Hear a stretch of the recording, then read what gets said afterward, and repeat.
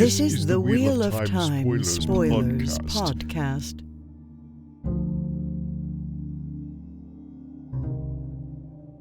The fact that this is titled Questions of Control, and we're having so many issues with internet control and sound control and controlling ourselves to actually sit down and do this chapter, I have some questions about the control going on here. For sure. Yeah. For sure. Yeah. And it's a blacksmith's puzzle? Is that the same icon you have? Yeah. I guess because Perrin gets a POV later.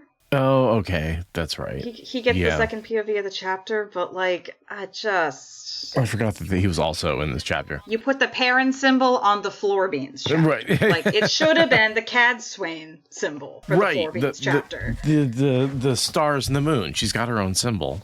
Use it. Yeah. Or a Forsaken symbol, right? Like, or just beans. Yes, that would be a great icon. Beans on the floor. Just beans. Just splattered cans of Bush's baked beans just across farm board.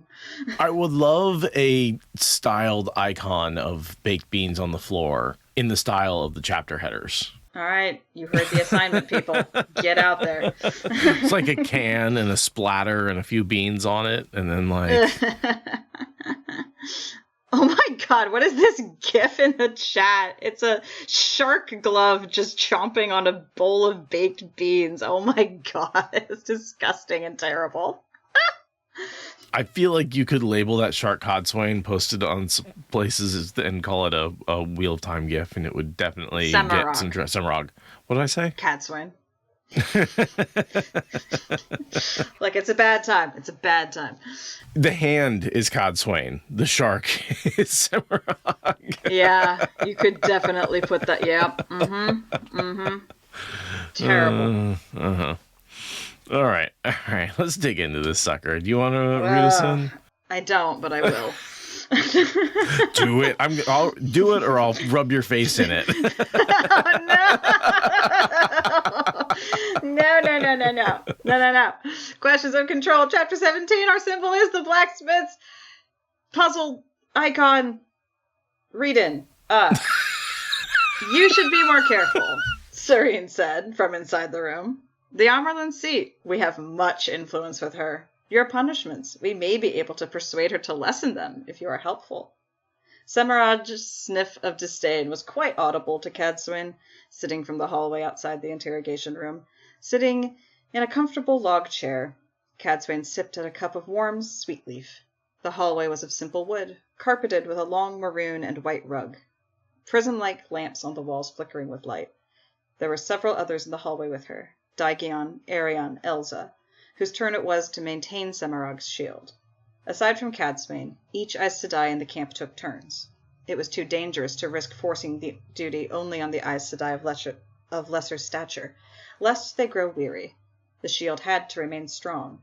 Light only knew what would happen if Semirog got free. Cadswain sipped her tea, her back to the wall. Althor had insisted that his Aes Sedai be allowed opportunities to interrogate Semirog, instead of just those Cadswain had chosen. She wasn't certain if this was some attempt at asserting his authority, or if he genuinely thought that they might succeed where she, so far, had failed. And I'll cut it there. That's, the situation. Yeah, how would we ever figure out what's going to happen if Semirog gets free? Oh, wait. A few chapters from now. Yeah. I mean, it's good foreshadowing to ratchet up the tension of, like, we have this panicky horse that's also rabid held on a fraying rope, and you're just waiting for it to finally get loose. Chekhov's Forsaken. Basically, yeah. Yeah, and in the way that they never really was, like, what happens if Moghedien gets free? She's going to do... It's like, no, if she gets free, she's going to escape and vow revenge and suck at it.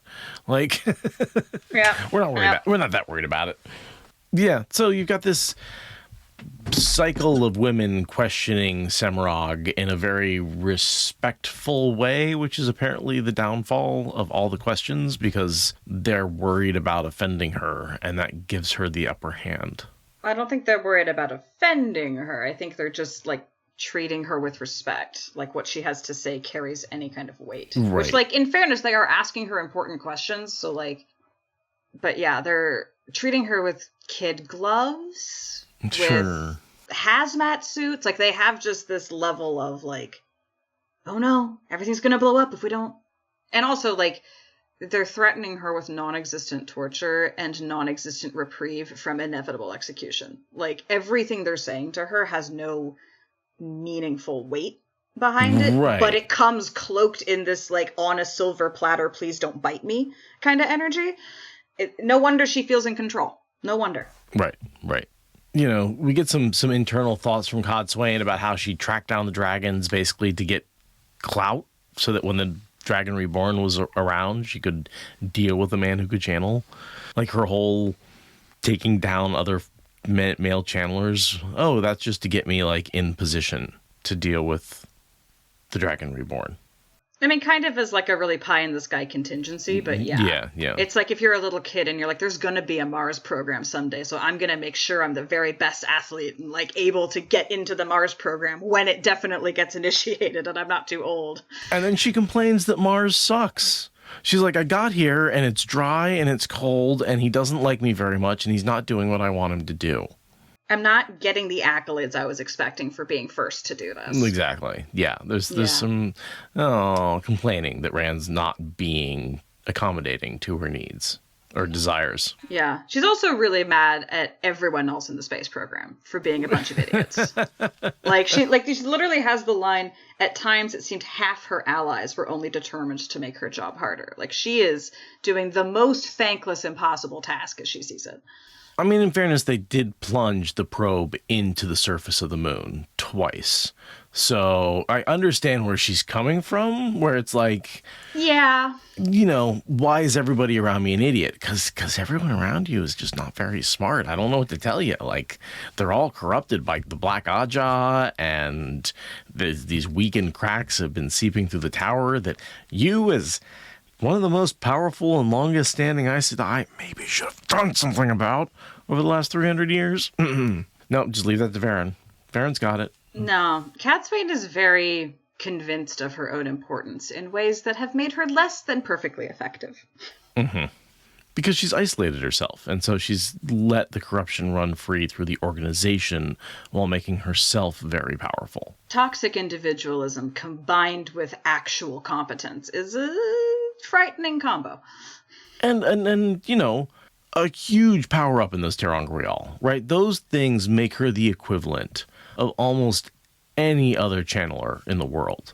Not to mention she's already really powerful. Yeah, and she's kind of let the rest of them wander around on their own and is then critiquing them for not being as smart as her when it's like, you could have been participating in any of the group discussions.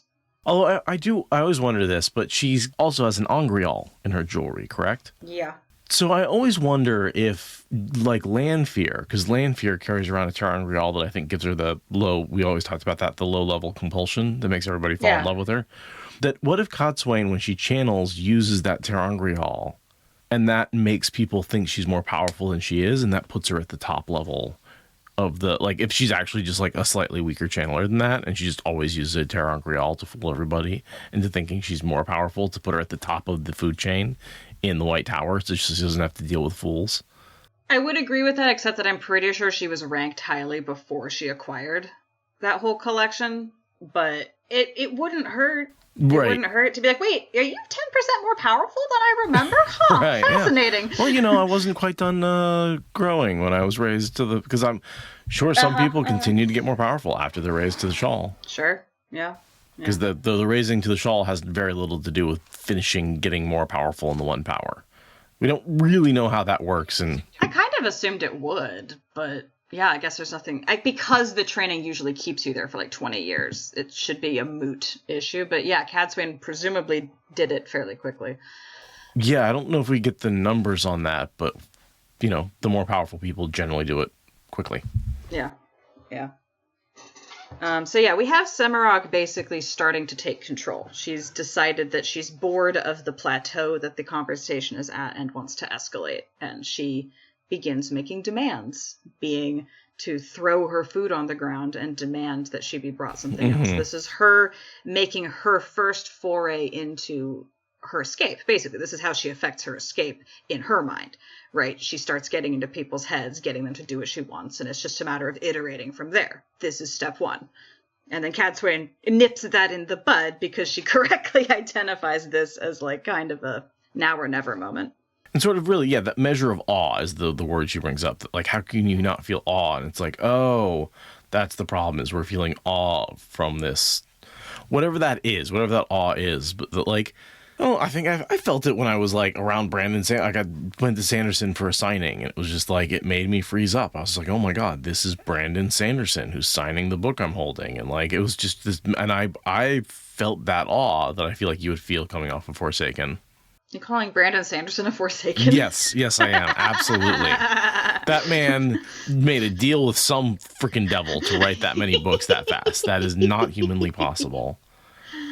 I'm convinced he has powers that are not of this world. No, that's fair. Yeah, no, he's pure evil. Pure evil. That's why we like his books so much. Exactly. I can't keep up. He's writing too much. Yeah, the devil also has a team. They're called devils. Yeah. But I think it is really important to consider who we are treating with awe and why. Because sometimes some people are given a level of deference that they do not fucking deserve. And you just need to call out that the Emperor has no fucking clothes sometime. And like that's really kind of the essence of what Cadsuane is doing, is saying that the Emperor has no clothes. But in this case, it's more of a, oh my God, there's a beans icon! There's a beans icon. Lilligin, you rule! Lilligin, you rule so much! Like a Celtic knot with a can of beans just splattered across it. I love it. Beans on the ground. Fantastic. I'm loving it. Oh, wow. Yeah, that's exactly what I pictured. It's just the beans on the ground. Oh, God. Yeah. So, yeah. Cadsuane decides to treat Semirog with the opposite of a measure of awe and see if that will work. And it does, I guess. So she summons a bunch of maids. She gets everybody around. She spanks her first.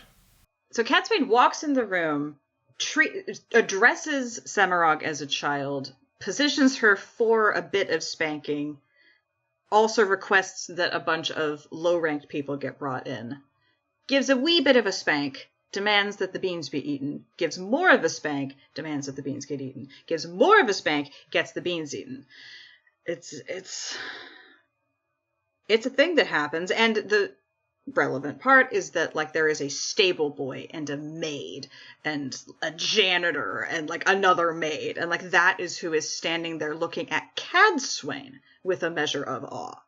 Cadsuane is now the one that everyone is in awe of, and Semirog is the object that is being used to demonstrate Cadsuane's power, and that is the inversion that Cadsuane saw as how to break Semirog. It's spanking. It's spanking again. And it really is driving in on the humiliation aspect of it, that it's not the pain of being spanked, it's the humiliation of eating beans off the floor. That's like really what gets her. And like, I don't know, man. I've been chronically embarrassed my whole life by existing. I don't know that I get this mechanism. I don't really either. And the fact that like repeated spanking is what gets her to eat the beans, that somehow the spanking is worse than eating the beans off the floor. When I'm like, Semirog would just like, she'd be like, spank me, it's painful, whatever. Yeah, the humiliation of being spanked is worse than the humiliation of eating floor beans? Right. And I don't think so. I think so. I'd take the beating over the fucking floor grit mixed in with the beans. Especially being Semirog, and especially like she's prepared to deal with pain. The humiliation of being spanked to me just doesn't feel significant. In front of maids doesn't feel significant enough, right? Like she's expected to be stripped naked and tortured with like hooks and shit, right? Like spanking.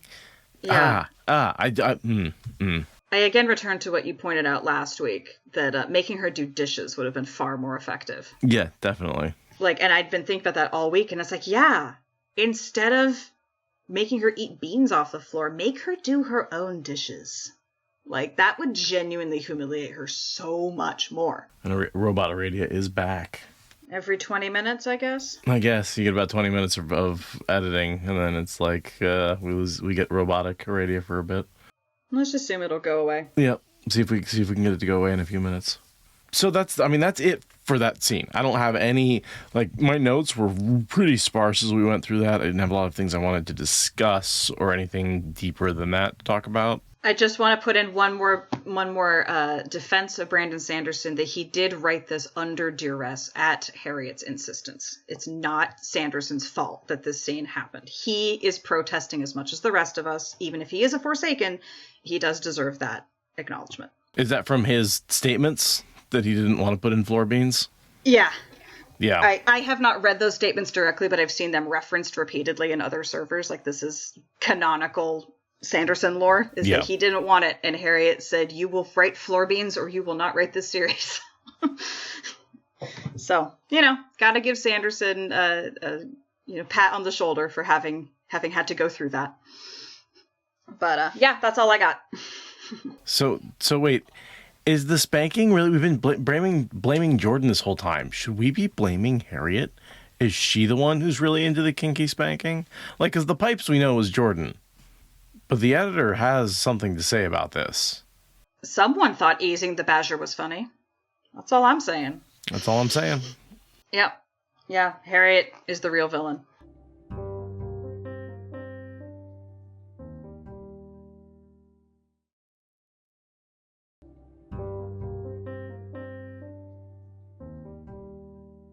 All right, so now we have a little bit of a Perrin POV. This is a pretty short one. This is really just a redirect, I think. Sort of talking about gateways and where to go from now, right? This is him going, okay, it's time to go find Rand again. After all this stuff, after Malden, we've left Malden, we're done with that. I have to go find Rand.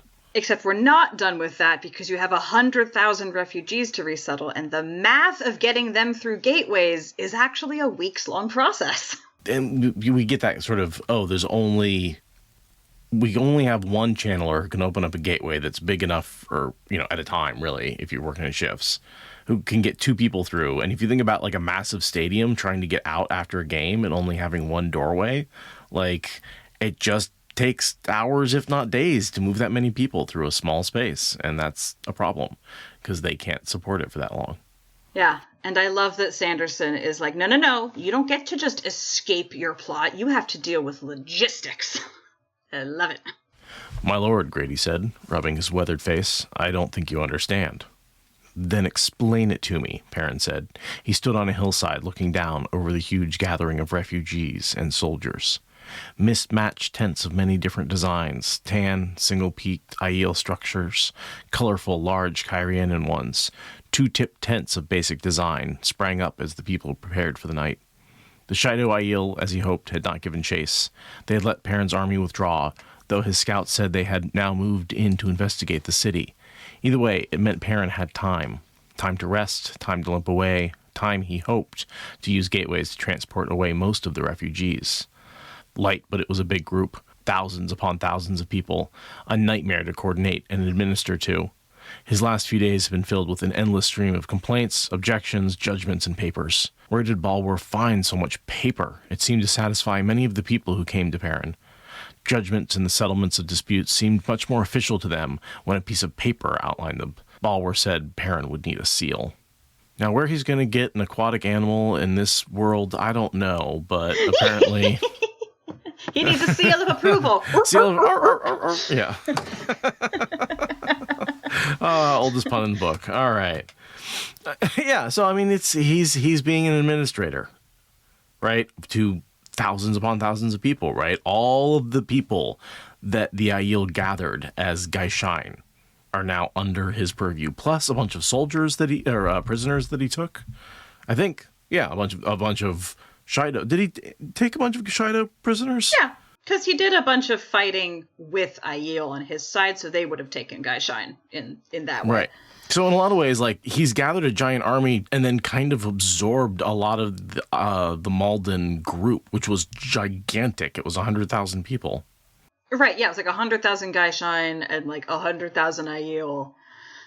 And like a lot of those Gaishain are going to turn into his army. Right. And the Aiel, a good amount of the Shido do get away. It wasn't quite the slaughter. Yeah. I mean, he killed a lot of them, don't get me wrong, but it wasn't the slaughter that I initially thought it was, where he wipes them out. A good number of them recombine with Galena and head back to the threefold land. Yeah, Thurava collects a lot of people and gets out of there. But, like, a good portion of the active fighting force is what goes down, right? While everyone else bails. Right. And from the prophecies, we can assume anyone who makes it back to the threefold land will quickly become irrelevant and die out in, like, a generation or 3. Yeah, very much.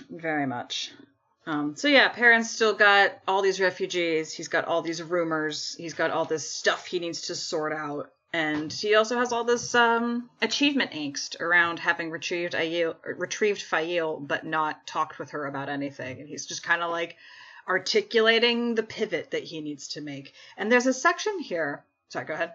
Oh, I was just saying, he says he had to find a balance somehow, and is that not the theme of this book, right? I mean, really, Rand finding his balance up on the mountaintop, and then finding the balance between the mission they need to perform and their desires to be human.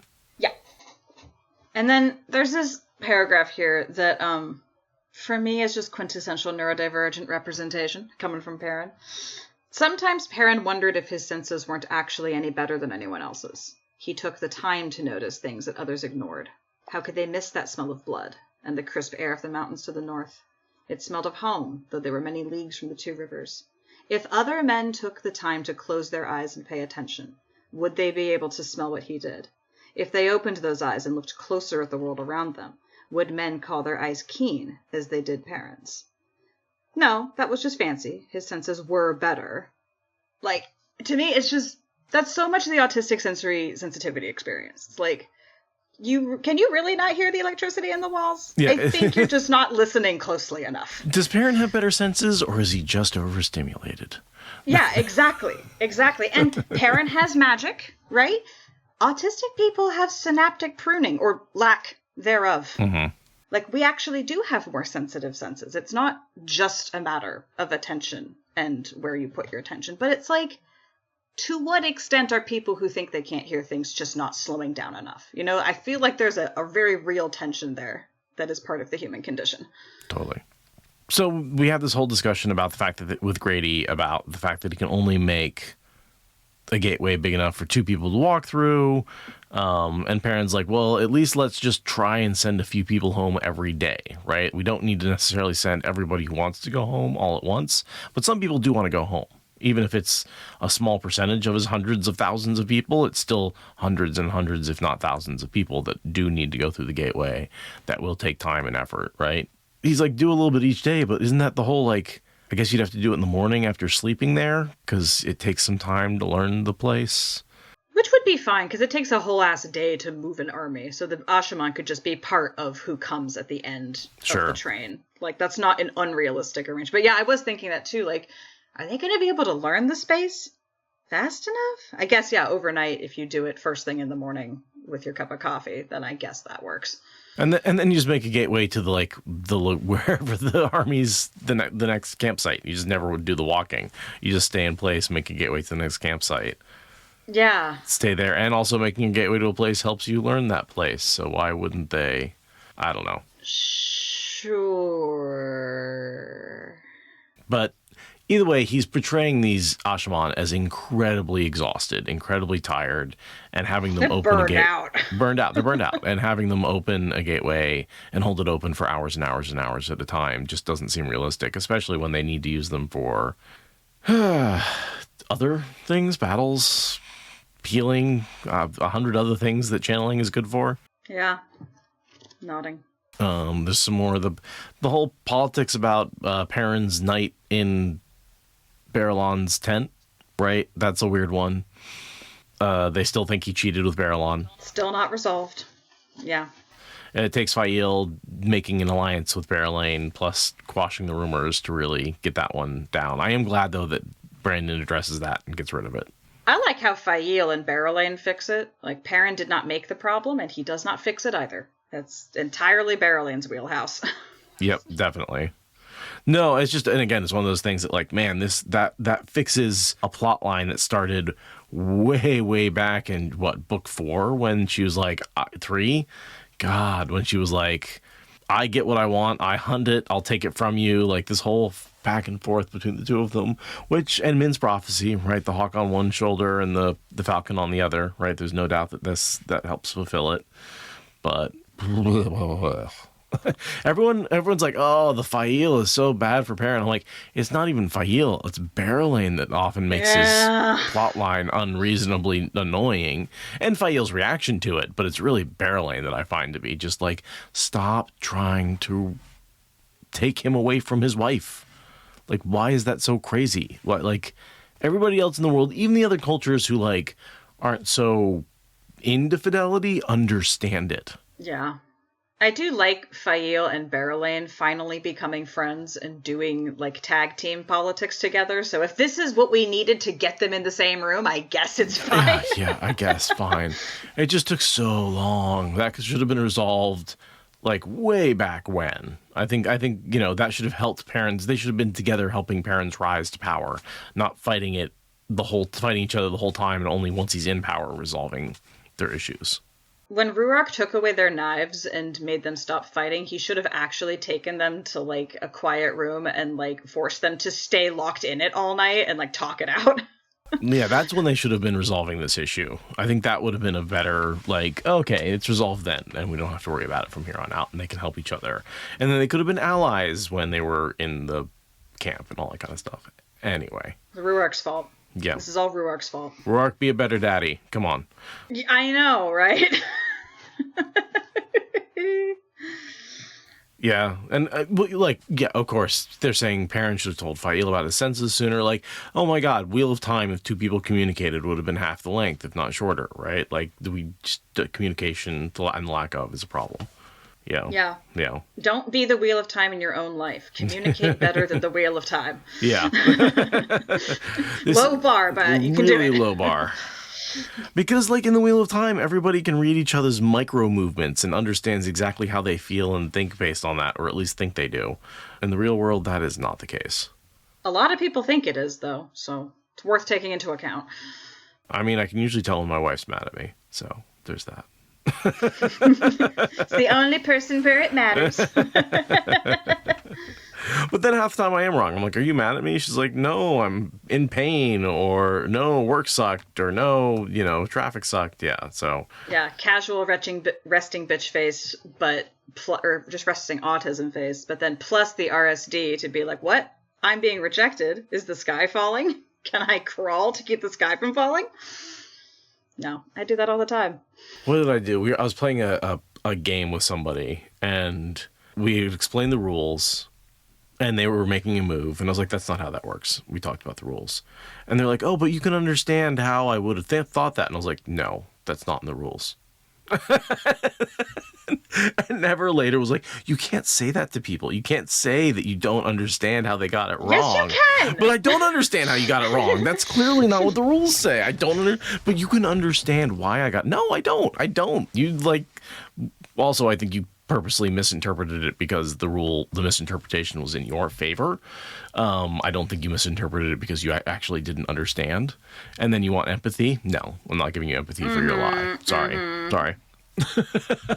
Yeah. So then that gets me in trouble because and any other in the social responses. Oh yeah, totally. I get no problem. I get where you got that rule wrong. Or like, no, you were trying to cheat. Fuck off. Like, gets me in trouble. It gets me in trouble. It got me in trouble. Yeah. Well, autism be like that. Then he brings up the old fears about behaving like Wolf, being locked in the cage. That will come up later, but it's basically Moraine instilling this fear of being a wolf man in him, even though she was just completely wrong. Well, as she was explaining it while they were looking at Gnome in a cage, I mean, she was doing her best with the available information. I also feel like it's a giant retcon to be like Gnome was abused by his family. Because, in that moment, we talked about it when we went over that scene, but in the moment, his brother, who seems like this very nice guy, we will later find out that's the man who was abusing him and his family and all this kind of stuff. And it doesn't feel like that's the same person in the two scenes. That's not how I read it. Mm. I read it as that his brother, Simeon, was, the person who put him in the cage, but not that he was the abuser. My impression was that their father was the abuser. Oh, okay. And that when everything ultimately fell apart and Simeon had to put his brother in a cage, it was not a good day for any of them. Simeon was yelling and threatening, but he was not... I'm pretty sure I read it that their father was the problem. Okay. But we'll see when we get there, because intergenerational trauma and confused recollections are a normal thing. Yeah. But yeah, I liked getting backstory on Gnome, but it did also feel a little bit like, well, this is the backstory you would expect. And it's like, would have expected a twist. Twist would have been nice. Right. Well, it's just, the fact that Perrin never considers that he just was kind of had a shitty human life, and so he chose to go wolf, and like that, it wasn't this like, and the fact that there was nothing there when he reached out to him in that initial, like I don't know, it's I like the way it came full circle, but this is one moment where I do feel like this wasn't foreshadowed well enough, because I don't feel like it was intended. I do, because here's the thing.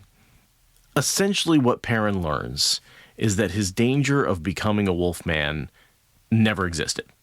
That everybody finds their own balance. You make your own choice. Nobody ever falls off the deep end. Gnome only chose what he chose because, right? And so in a lot of ways, it feels like it invalidates a lot of Perrin's struggle, right? Because he's always trying to fight this thing that he's scared of, and it's just like, oh, you were just wrong. That just wasn't a thing you had to worry about this whole time.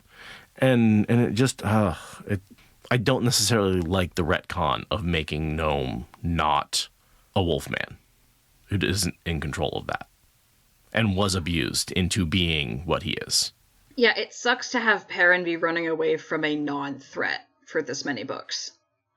But, like, it is realistic how many of us do run away from things that don't exist, right? How many of us do warp our lives out of fears for things that are wildly unrealistic. Like, that's true, but after this many books of wanting Perrin to figure out what seems obvious to us, to have the obvious thing be the answer and to have all those threats in fact be nothing is just like, I wanted a twist. I wanted something surprising, some sort of rabbit's foot, monkey's paw kind of thing, like something, right? Perrin was treating it like there was an edge, and Elias could have told him there wasn't a long time ago. Popper could have told him a long time ago. Or I could have seen like maybe here's what I want to see. Hopper dying in the wolf dream. Perrin, reaches out, tries to save Hopper, pulls Hopper's soul into him. Hopper starts to take over his body. He starts to become a wolf man. Hopper says, no, I won't do that, and sacrifices himself. Right? But in that moment, that's the danger. That's what happened to Gnome. Gnome took a wolf into himself, and basically that wolf now lives in his body. Something like that. That sort of danger of like, oh, this is something you can avoid because it's like an action that Gnome took that wiped out his personality that you can actually avoid. Yeah.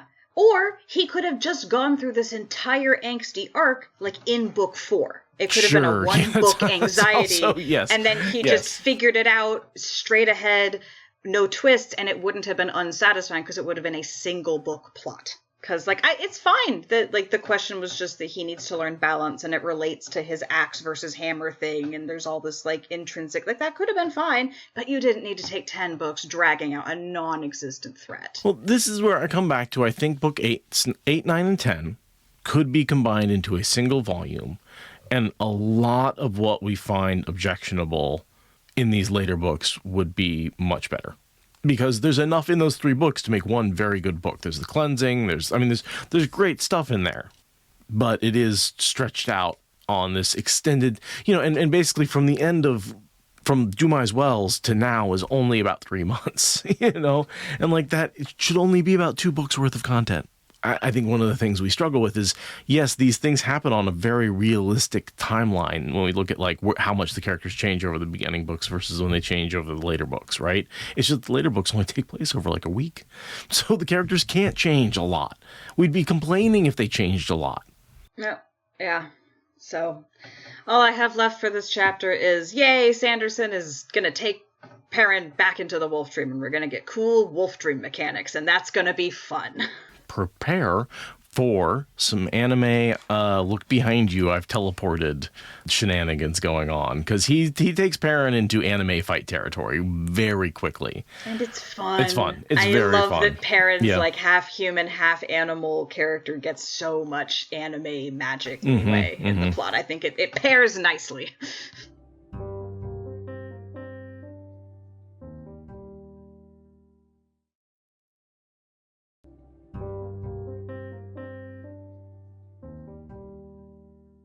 And we're going to go right into chapter 18, I think. Yeah. Yep. Fish guts is the fish guts chapter icon.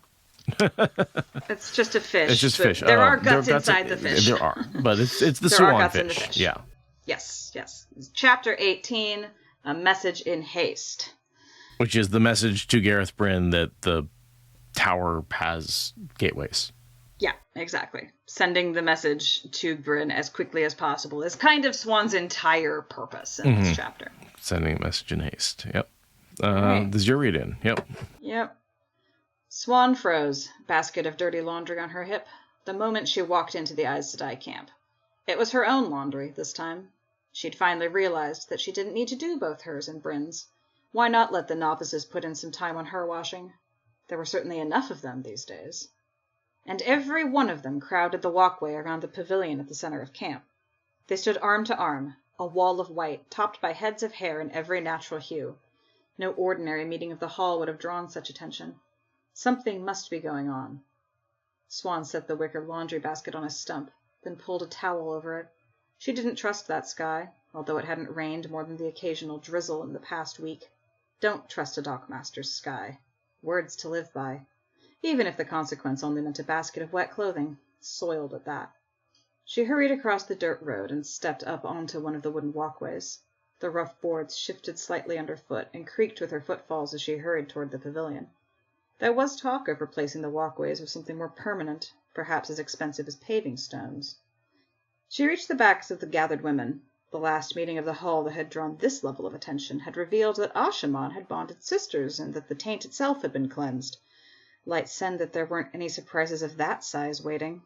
Her nerves were taut enough dealing with Gareth Bloody Bryn, suggesting that she let him teach her how to hold a sword, just in case. She'd never thought that swords were much use. Besides, who'd ever heard of an Aes Sedai with a weapon, fighting like a crazed Aiel? Honestly, that man. I love her personality. I love her snark. And also, I would like to point out that her girlfriend, Moraine, stabbed a woman in the back in New Spring. And also, Elaine is going to pick up a sword while 9 months pregnant and swing it at a Trolloc. So, you know. I did think we bring up a Dockmaster's Sky again in that read-in, which she goes over in detail in an early chapter what that is, which is basically you don't know whether you're going to get a storm or not, so the Dockmaster charges you full rent, so you have to risk it. She's not risking getting her clothing wet. I don't know.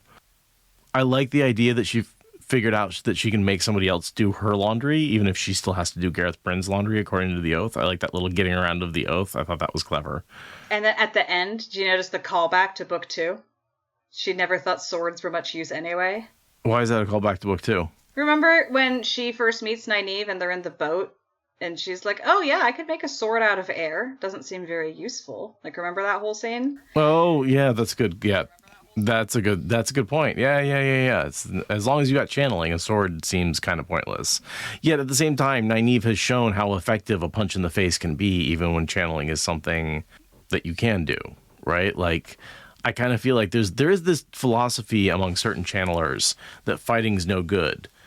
But, like, Taim shares that with her, right? It's such a weird, you've got these people who are like really focused on their channeling and don't necessarily see the value in a good sword. Whereas like Moraine's used the hell out of her dagger, right? Yeah, that's what I was saying when my signal was all chopped up. Is like Moraine stabbed a bitch in the back in New Spring. Right. And Elaine is going to pick up a sword during the last battle. Like, Aes Sedai do pick up weapons when they have to. No, I like Rand's philosophy of, like, you should train in the sword a little bit. If you're going to be a living weapon, right, like, you might not always have the power. So maybe train in more than one way to kill. Yeah, exactly. Or at least defend yourself. Like, don't be a one-trick pony. Well, and so many of these channelers are just like the glass cannon, right? They're just super vulnerable. It doesn't take that much. And no matter how powerful you are, a single arrow can take you out. How many times do they say that over and over and over again, right? Like, having some way to defend yourself with a sword can be, because, you know, in the fantasy world, you can defend yourselves with swords, whether that's true or not in the real world, whatever. I'm not going to go into that. When people are like, swords aren't good defensive weapons. They're really not. Okay, get a shield, whatever. Depends on who you're fighting. There is this sort of whole area is going to become, I bet, a town. Right, even as after the towers merge, there's enough support people, and they're talking about making the walkways more permanent. I bet this whole area becomes a town, like the bridge towns. The bridge towns. Right, it's just it's a place of commerce, and like gateways kind of make location a little less important because you can like, oh well, you don't need a bridge right there. You can just open a gateway to the middle of it. It's because it's become a central traveling ground, and I bet there's a lot of inertia and momentum. Right. In the same way that once you create infrastructure, it's hard to move it. So you're saying that this is the White Tower's official airport site? Exactly. Slightly out of the White Tower, because you don't want people coming and going into the White Tower itself. Right. Yeah. You would want to on the edge of town. Yeah. Deal with the traffic jams. Exactly. So yeah, next thing I've got is Swan comes upon Shiriam and thinks about how whatever's been bothering her is not bothering her anymore, and she's been denying anything was bothering her. Definitely nothing to look into there. No, and she's totally lost a bunch of weight, which is normal for when somebody's not being bothered by anything. People randomly lose weight while denying anything's wrong all the time. Speaking of which, we should probably talk. Yeah, no, I mean, weight changing is always an indication of somebody in crisis. Not always. Generally can be a you know, somebody has made a significant change to their life, whether that's intentional or not, can make all the difference in the world. But right, like, you don't tend to gain or lose a lot of weight unless something happens with your health, with your weight, with your behavior, stuff like that. Yeah, something has happened. Something's happened. Emotionally or physically. Right. There has been a change. You have not been at a plateau state. And Shuriam's like, yes, I have. It's like, girl, your clothing is hanging off of you. Like, buy some new clothing. Find a better lie. Yeah. And so the big news is that Elida has traveling, and their advantage and their siege is totally neutralized, right? The whole point of them being there is to have a siege, and the fact that Elida has channeling, which again was given to them by the traitor, neutralizes the benefit of doing the siege. Yeah. And there's a whole little thing about how they've been collecting the tributes. Like, that's how they've been funding the army, is basically by going out and being like, yes, we're the White Tower, give us your tribute. And they can get there because they have traveling, right? And so they've been able to collect those sorts of tributes and fund the whole army against the White Tower with the funds of the White Tower. It's funny. I like it. I like that their system is so bureaucratic and esoteric that they can just, like, snag tribute from kingdoms, and they're just like, whatever, the flame was on the letterhead, we're good to go. Right. But they spotted someone from the tower, Nasita? Dark Friend alert, right? That is, she's a Dark Friend. She's very haughty, very cruel, but yeah. Of course, Elida's giving out, for some reason, Dark Friends were able to learn this traveling weave faster than most of the other people. Maybe because they had it already. I'm convinced that some of the Dark Friends had traveling already. That, like, it was given to them. We know that some of them did. Yeah. We know that the highest ranked did. So we know did Alviarin did. Distribute it down? Right. Probably. Yeah, but yeah, now it has broken containment from Dark Secret to just the entirety of the White Tower has it. Just that whole side of the conflict has traveling, and yeah, that's the entire reason why you could do a siege. Right. Like, if they have traveling, then the siege is useless. And that quickly comes into play when the Shanshan, plan their attack, because they are doing it partially because they want traveling. And the fact that the White Tower has it means that their raid is successful. Yeah, it is one of the selling points. Here's the pros of why we should attack the tower. We might be able to get traveling if we attack the tower, and that would make a big fucking difference. Exactly. And yes, Vuji, damn you, Bannon. Damn you all to hell. Right. And again, this is one of those points where I had to point out Sanderson has Suan say, Bayonin, it had to be her, burn it all. And yes, it had to be her. Jordan would never let one of his characters be right about that. Never. He would absolutely throw a red herring in there and her be like, it had to be when they captured Egwene, they got it from her, or it had to be, that was not realistic, but it would be any of the other ferrets. Any of the ferrets, yeah. Oh, yeah, even if she thought it was like, we shouldn't have sent in those ferrets, they betrayed us, or they got, it's like, no, that wasn't them. It was Bayonin betraying you. Yeah, or if someone had been like, what if it was Bayonin? No, it couldn't have been Bayonin, and then they, like, go off in another direction, so, like, it was mentioned, but, like, immediately the characters were like, well, clearly not. Yeah, you pointed this out to me at the start of the book, and it's like, oh my god, he never lets his characters be wrong, and that's annoying. I never could have put my finger on that, but that is what is annoying, is it's like, there's nothing to talk about if it's correct. Yeah, there's no unreliable, he does not do unreliable narrator very well. No, he does reliable narrator very well. He has very reliable narrators. And and I think he gets better about that in some of his later books, but certainly in his early books, his characters just aren't wrong about things. And that's how he gives you exposition, is his characters say, this is what I think. And you're like, oh, okay, well, I'll take that at face value, because his characters aren't wrong about things. One time I was assigned to write a little, like, short story mystery in high school. It was so hard. It was so hard. I could not figure out how to craft a plot and put misdirection into it. Right. Like, yeah, no, which, I believe it was it's a hard. High school writing assignment. I was just like, oh, wow, I had no idea this craft was so difficult. That's the point of high school, right? At this point, he could have done better, but whatever. But yeah, I mean, so I will always say, I am certainly a critic who can't do, right? There's no way I could write anything, a fraction as good as Sanderson's worst short story, right? Or whatever, right? Like, he's much, much better at writing. Doesn't mean I can't criticize it. Mm-hmm. Absolutely. Absolutely. We do get a really fun line from Swan. They wanted to catch the fish, but didn't want to gut it, with respect to Egwene. They're like, you want to raise Egwene Amerlin and then not treat her as Amerlin. Freaking hypocrites. Like, and I just love that phrasing. Not deal with the consequences of the thing you did, which is you caught the fish, and the consequences are you have to gut a fish, or else the fish spoils. Yeah, exactly. And which, if you're Moraine, you can just get Perrin and Loyal to do it, but that's not this situation. And yeah, when Shiriam's like, what's that all about? With her, like, frantic sending off message, she's like, to make sure that we don't end up with an army around our backs. We just lost our biggest strategic advantage. Are you all stupid? Like, and she phrases it in this, like, the Aes Sedai are more concerned about they let information leak than the consequences of that information leaking. But man, it just feels like he's trying to make Suan look smart by dumbing down everybody else around her. I mean, but it also does kind of fit with the Aes Sedai behavior we've seen with Egwene in the tower, like, especially with ignoring the generals and especially with the Brown that she sent off looking for secret history information and then gets sidelined because they're worried about a leak, right? Like, I feel like this concern over proprietary secretive information that Swan is articulating here it is echoing that thing that we saw before with the 13th Depository. Like, the Aes Sedai are not touching grass very often. They're not grounded. They're incorporate espionage, where they're exchanging information and data, but what that data actually means and does is less important than the fact that you're hiding it from somebody else around you. That seems to be how they look at the world. Yeah. And, they get around to the implications second, but, it's more about the publishing credit than about the actual repeatability of the study. And here's another line where you could either say Suan is growing or that, like, Brandon is doing something that I don't think she would ever do.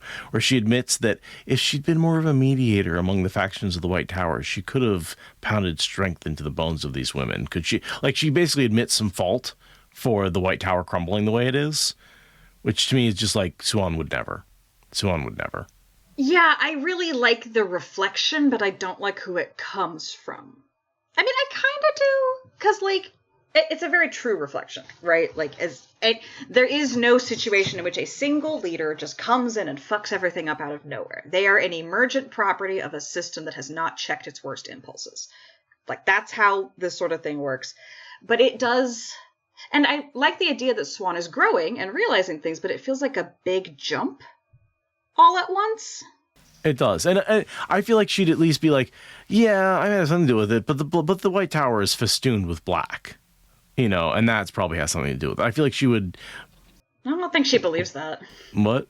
I don't think she believes that. You don't think she believes? Does she know that?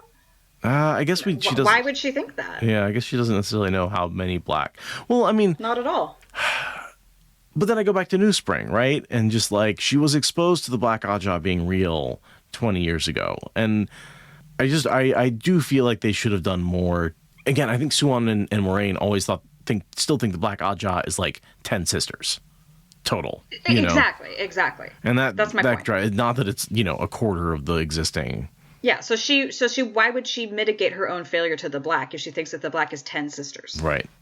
It just I feel like this would have made more sense if she'd had this revelation in conversation with someone who was also versed in the history, right? If she'd been talking with Liana or something and kind of like dissecting what went wrong. Right. Then maybe, but her just having that reflection internally with no preamble and no follow-up, it feels very like Sanderson's like, no, she gets it. Yeah.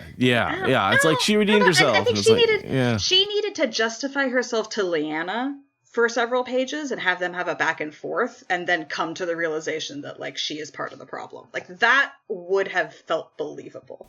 Right.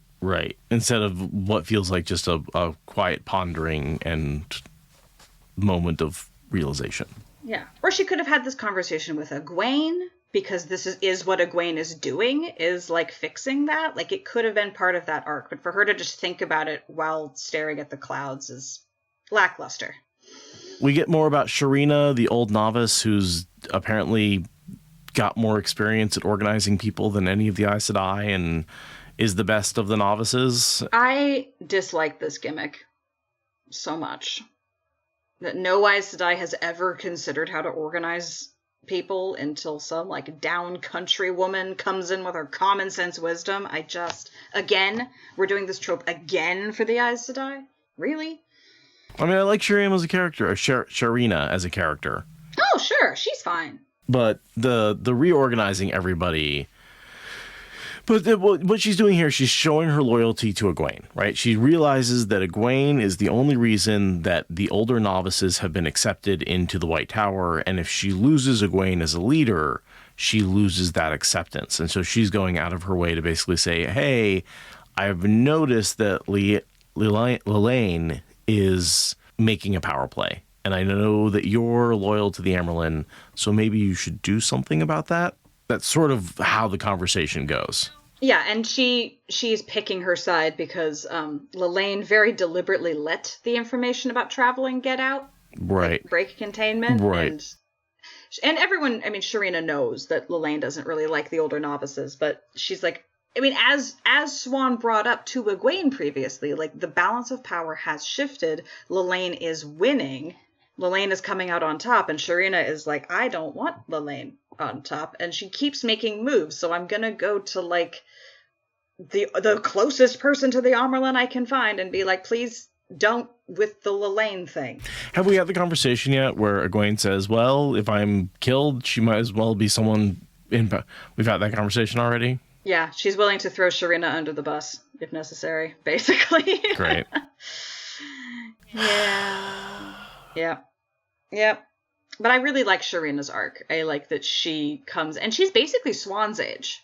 No, she's older. Swan's 40. Oh, really? Swan and Moraine are both 40. God damn it.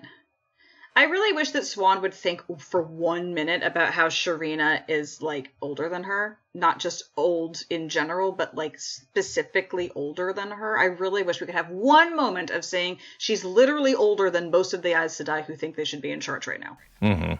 Because you look like Shiriam is, of the same age. Yeah, like that whole group of Aes Sedai leaders are about 40 years old because they were novices in New Spring. Yep. Like, Romaine is much older. Both of those are significantly older women. Many of the sitters are older, but all of our major power brokers are mentioned in New Spring as either novices or recently raised Aes Sedai or accepted. And that puts them from 30 to 50 years old. Right. Which is very young for Aes Sedai.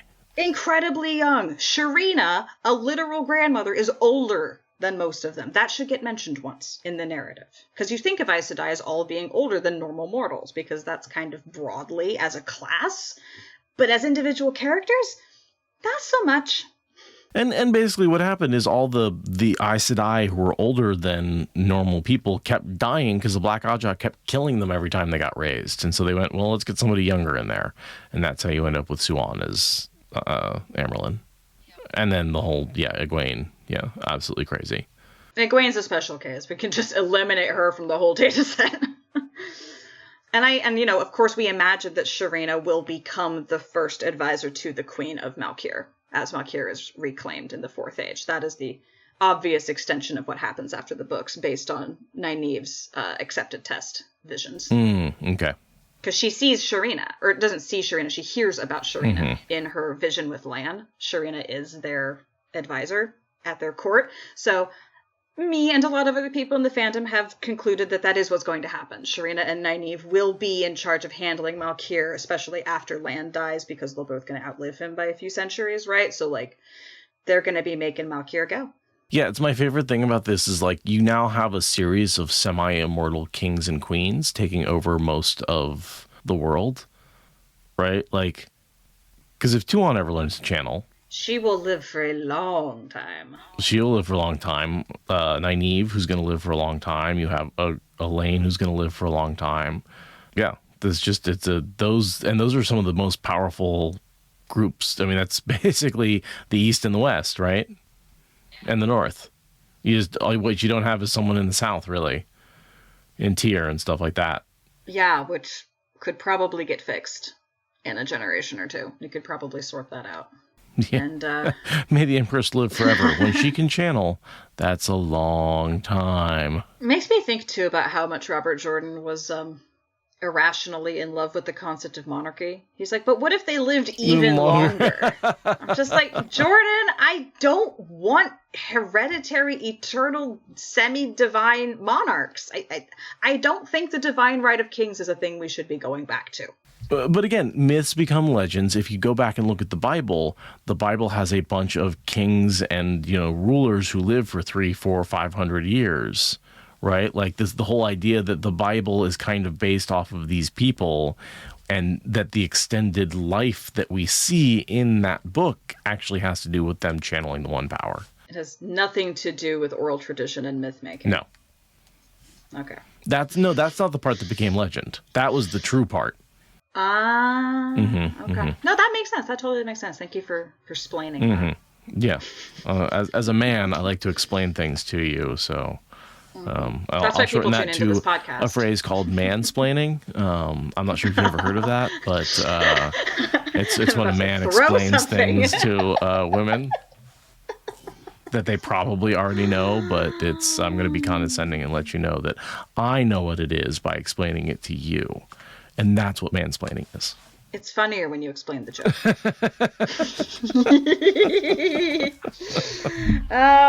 So I don't have anything else for this chapter. No, just that she gets nervous, so she grabs a novice and sends another messenger to Britain because one wasn't enough. Oh, we didn't even talk about the funny moment with the messenger, where the messenger's like, just so you know, I'm really good at carrying messages. Right. I don't need to repeat the message back. And Spawn's like, shut the fuck up and repeat it back. I do not care. I don't care what your CV says. I don't care who your dad is. Repeat the message. I don't care if you carried this exact message 1,000 times. Repeat the damn message. Because it's code, and if he gets it wrong, the code could mean something else. Exactly. This is an Aes Sedai. She's picking her words with precision, sir. But yeah. We end the chapter with her thinking, Egwene, will you please come back? Seriously. We need you so bad. Get it over what you're doing in the tower and come back. And Egwene's like, no, you're going to have to kidnap me. And so Suwan's like, fine, I will. Yeah, and it would have been fine if she hadn't brought the boyfriend. But we'll get there. Go in. You get too much screen time in these books.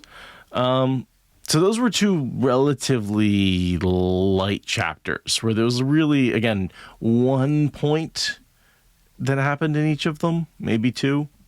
Yeah, it took us a whole hour to get through two chapters. So I say we bust into the third one, which is a little more meaty than those two, but still not the heaviest of chapters. It reminds me a lot of the chapter we just did with Egwene, where we get a really good conversation, but it's still basically an action scene that's very straightforward, Sure. and there's not a lot to talk about, even though it reads really good. Right.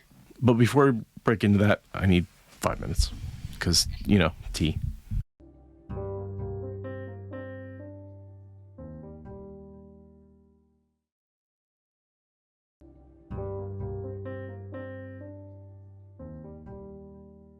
Are you ready to roll the dice? Yeah, and I will say, for this chapter, I do really like how Sanderson writes Tuon. He might not be good at unreliable narrators, but he is good at giving people different internal voices. Sure, yeah. This is a well-written Tuon chapter, for sure. And, I mean, as much as I hate Tuon on principle, I do like her as a character. She's very interesting, very fun, strongly opinionated, drives the plot on her own terms. She's good to read. Yeah, she's a strong character, and that's why I hate her. Right. She's strong for the wrong things, and that's the problem. Yeah, I will read us into Chapter 19, Gambits, and our symbol is the Seanchan helmet. Chaos. The entire world was chaos. Tuon stood on the balcony of her audience hall in the palace of Ebudar, hands clasped behind her back. In the palace grounds, flagstones washed white, like so many surfaces in the city. A group of Altaran armsmen in gold and black practiced formations beneath the watchful eyes of a pair of her own officers. Beyond them, the city proper rose, white domes banded with colors spreading alongside tall, white spires. Order. Here in Ebudar, there was order, even in the fields of tents and wagons outside the city. Seanchan's soldiers patrolled and kept the peace. There were plans to clean out the Rahad. Just because one was poor was not a reason or an excuse to live without law. But this city was just a tiny, tiny pocket of order in a world of tempest. Seanchan itself was broken by civil war, now that the Empress had died. The Karen had come, but recapturing these lands of Artur Hawkwing progressed slowly, stalled by the Dragon Reborn in the east and Domani armies in the north. She still waited to hear news of Lieutenant General Turon, but the signs were not good. Galgon maintained that they might be surprised at the outcome, but Tuon had seen a black dove the hour she was informed of Turon's predicament. The omen had been clear. He would not return alive. Just want to keep reading. She's great, but... Turon, Turok, Tuon. Come on. Okay. Honestly. I see you. One of the reasons why I think the Seanchan will never be an effective force to take over the rest of the continent is they were always going to be distracted by trying to go back and take over Seanchan, and they will never effectively be able to cross back over and fight effectively on the other continent while maintaining a presence on this continent. Which is a great premise for an Outrigger series. Clearly set up. The other thing I always have to talk about when it comes to these omens is, are the Seanchan omens effective forecast tools or not? Because here it seems like it is, because she sees a black dove that he won't return alive, which is what happens, right? He is dead. He has lost his battle to the little general. Aitaral, the little wolf. Yeah. So, again, this is one of those things where the omens seem to be telling the truth, but it's so hard to tell if it's just coincidence or not, because they're so vague. They're so vague. Well, and she also has another one in this chapter which says you're going to have to make a difficult decision. And the fact that she's anticipating that, leads her to consider her decisions better. And, it very becomes a self-fulfilling thing. Because it's good that she saw this hawk that makes her stop and think for twice as long on this important decision. Right. But, was the hawk sent to control her mind? Or was it just that, she was going to make a bad call unless she had reason to stop and think twice? It's... And I so desperately want to think that Min's talent once upon a time was manifest in, maybe the indigenous Seanchan people. They had some, the Doomseers are a thing that Min represents the return of. Right. Clearly they have a term for it, so they must have existed in the population in the recent past. Right. There was something... a form of foretelling, a form of doom-seeing, omen interpretation that did have real metaphysical, meaningful connections that, would create the great basis for a superstition that persists for thousands of years and has great confirmation bias and, has a bunch of imperial weight behind it. But the predictions of these superstitions are less specific than the local horoscope, right? Like, you will have to make a difficult decision today. Who doesn't make difficult decisions every single day? And that's what I'm saying about like the institutional weight of it is like they make these things real, right? They decide that this is what had to happen. Like they essentially are doing real-time retconning. And because they are the institution, the fount of all knowledge and authority, and they can kind of shape reality to their will as far as like the people who can call them on their bullshit. So it's maybe you shouldn't give prophetic powers to imperial forces. Maybe that's just like a really good way to get distracted for several thousand years from doing the work you need to do. Because like how many things could they have done differently if they had, looked at the facts of the world instead of bird migration patterns? Yeah, but how many times did they look at the bird migration patterns they wanted to see to justify what they were doing and got people unified behind them when they otherwise wouldn't have? And that led to a victory that otherwise would have been a failure because superstition. Placebo effect works for a reason, right? Like, it's the myth of why Christianity became the imperial religion of Rome, right? Dude had a dream, had a vision, won the battle on the strength of the actions he took from that vision. Clearly the vision was real.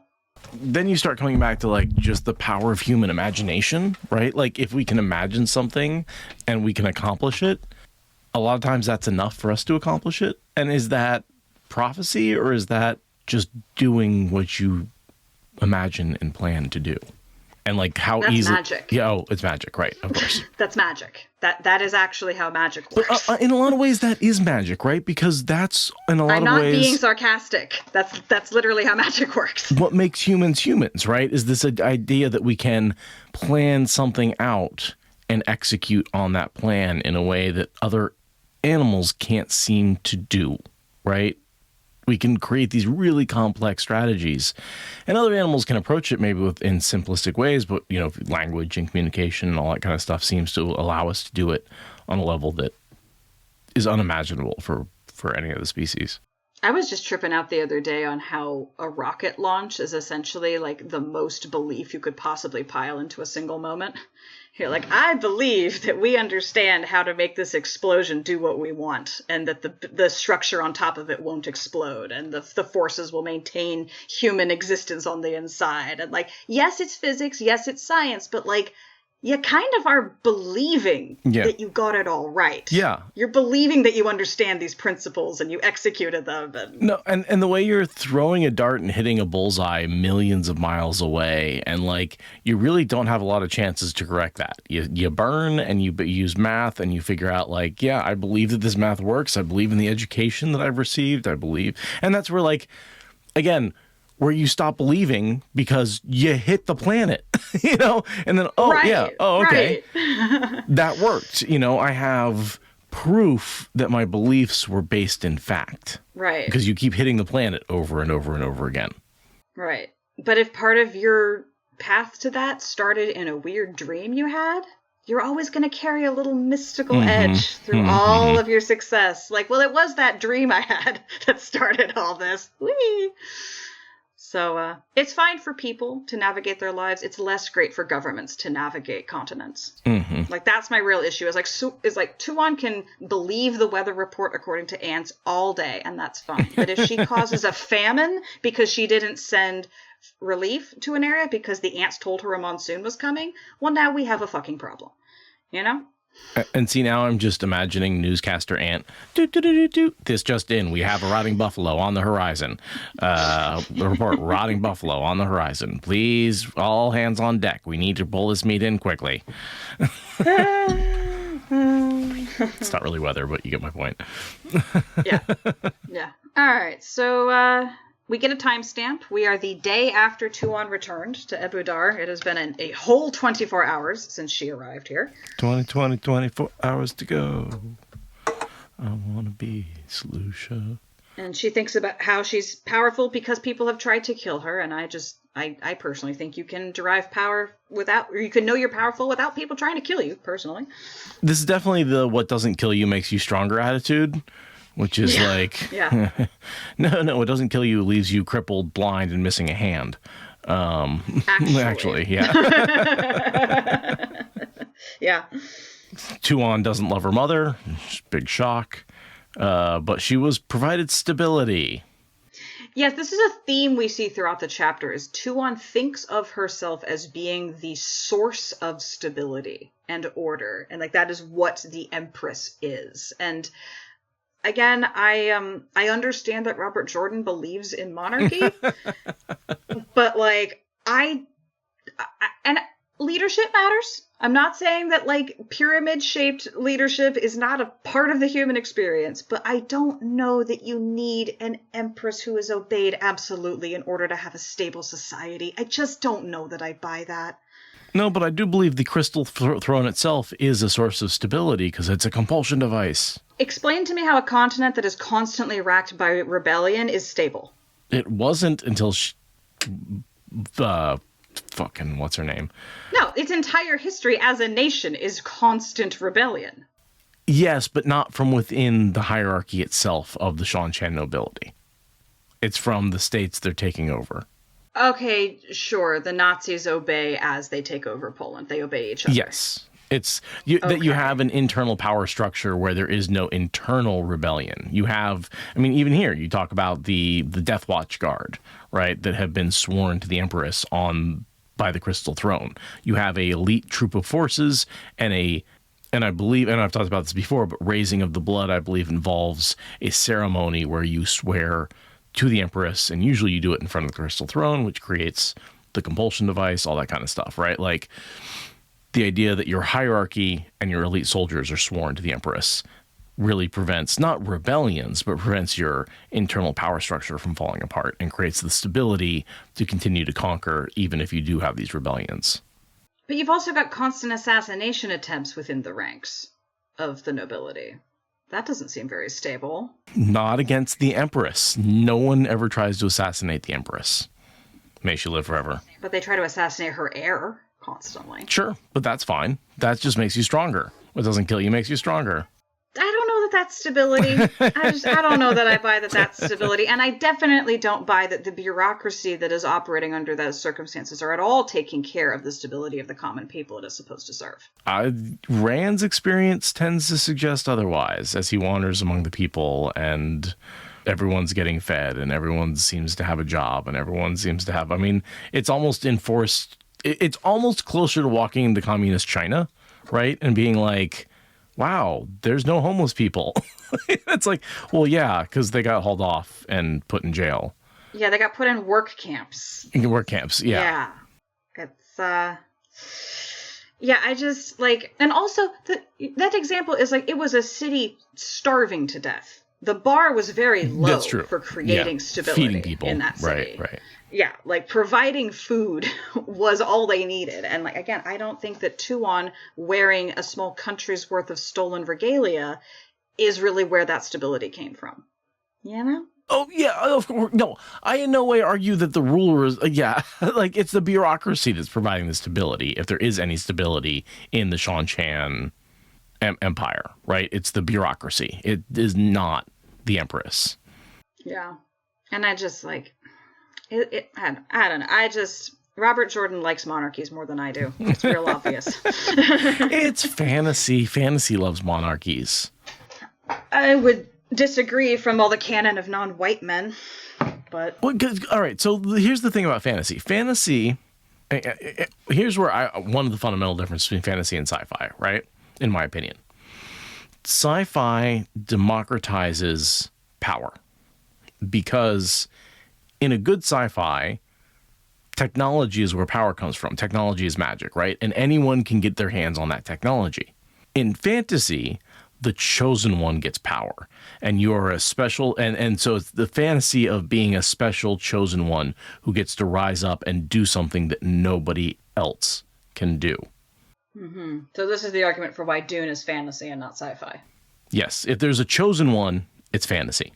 This is a double-layered fantasy because Tuon believes she's the chosen one, and that is itself a fantasy. Exactly. That's exactly what I'm saying. Okay, all right. Yeah, no, that is internally consistent, which is my one requirement of anything is that it be internally consistent. That if you think you're the chosen one and better than everybody else around you, that's a fantasy. Oh, so you were also saying Star Wars is fantasy and Star Trek is sci-fi. It's sci-fi. Yes. Because anyone has access to the technology on board the ship, and no one is any more special than anybody else. I am going to have to think about this so hard as I move through, like, all the stories that I'm ingesting now and in the future. Like, is there a chosen one, or is it a democratized access to tech? And, that's going to be an interesting lens to take into my media consumption over the next little bit. And there's certainly the side story of there's a special ancient tech that this person stumbles upon, and therefore they become special. But the idea that anyone could stumble upon that tech is important, right? Mm-hmm. Mm-hmm. You know, it's the whole, for example, Bob's, right? Bob's, mm-hmm. Right. It could have been anyone. It just happened to be Bob Johansson. Yeah, anyone could have become the artificial brain that became the machine. He just happened, and there were several other candidates that he happened to beat out. Right. And also, I mean, not just anyone could. A bunch of them went insane. Right. That's beside the point. Right. He was more or less a random person. Yeah. Huh. Oh, that's an interesting lens. I'm going to hold on to that. Back to this one. The next thing I've got is Tuon reflecting on how she felt safer with Matt than she does in the heart of her power. That happens a couple of times in this chapter where she's like, wow, Matt felt safer with Matt. And it's like, yeah, because he actually had your interests at heart, unlike most of these people. Your interests, not the Empress's interests, not the Daughter of the Nine Moons' interests, Tuon's interests.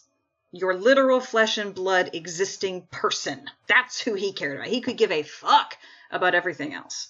Also, I mean, way better plot armor when you're hanging out with Matt. Also that's true, for sure. The severeness of it all, right? Like I felt so safe when hanging out with the plot armor guy. I don't know why. I just felt like nothing bad could happen while I was with the literal hero of the story. Though in fairness, if she'd stay with him to Hinderstaff, she might have revised that hypothesis slightly.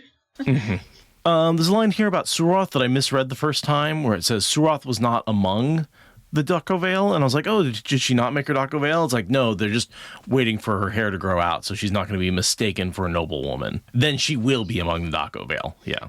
She is not yet prepared for public display as Ducko Veil. She's being kept in the back rooms.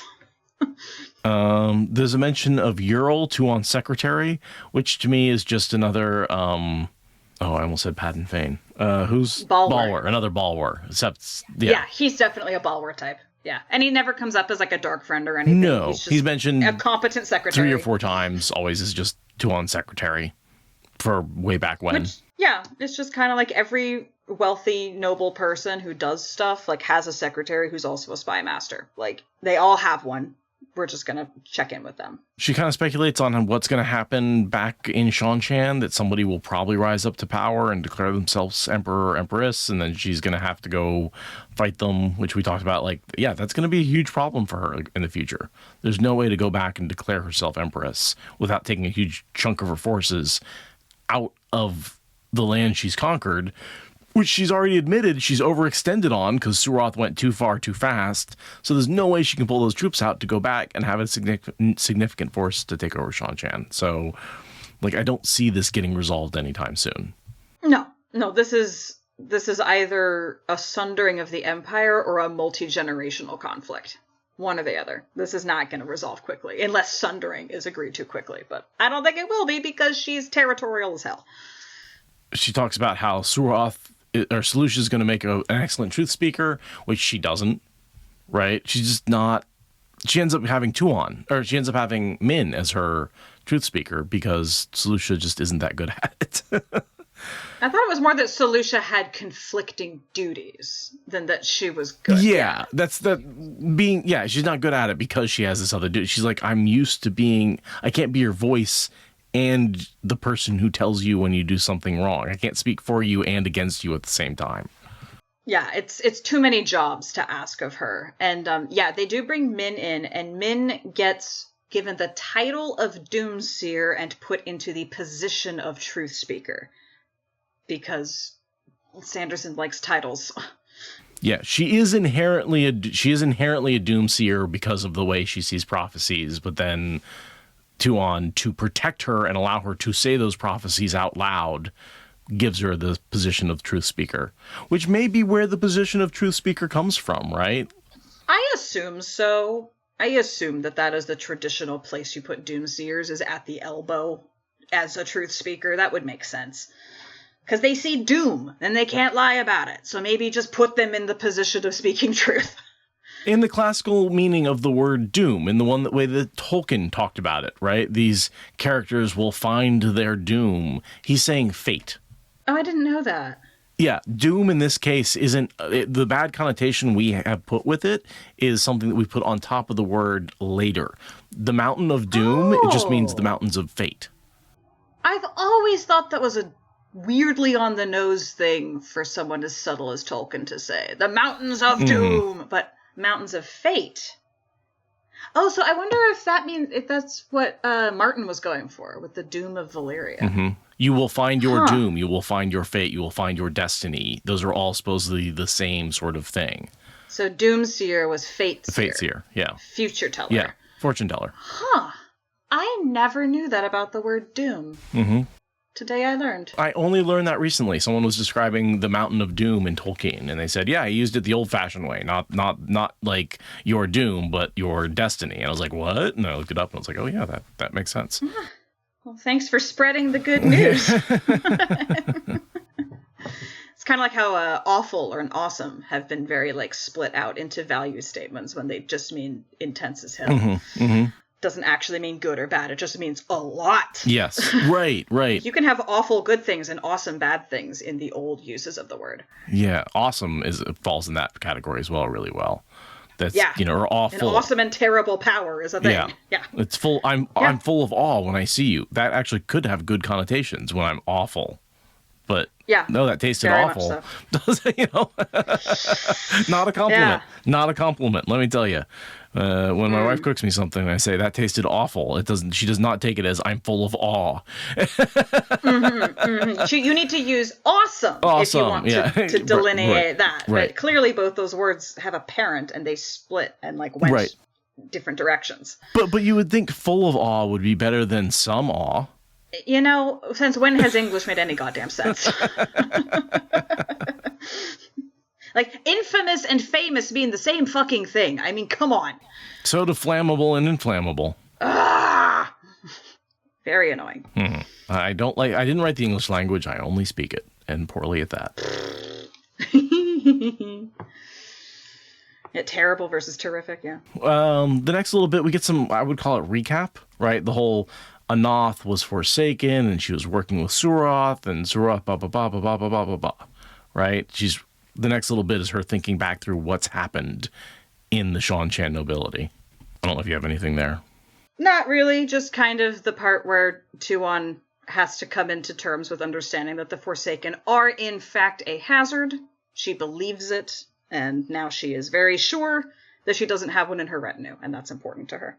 And also, this factors into how she's looking at the Dragon Reborn, right? She is thinking about how, regardless of if I believe that Anoth were Forsaken or not, either way, she imitated me and tried to kill the Dragon Reborn at the meeting, and that has implications for when I go to meet him.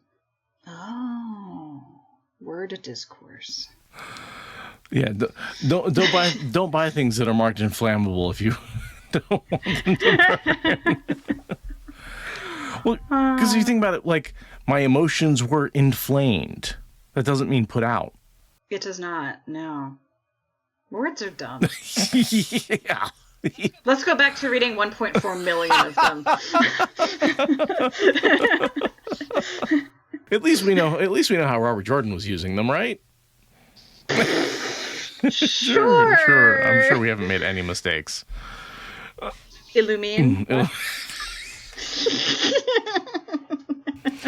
Brazier. What was the one in the last Simeraculum? Oh yeah, that's a tough one to say. I was just editing that part. Yeah, that's a tough one.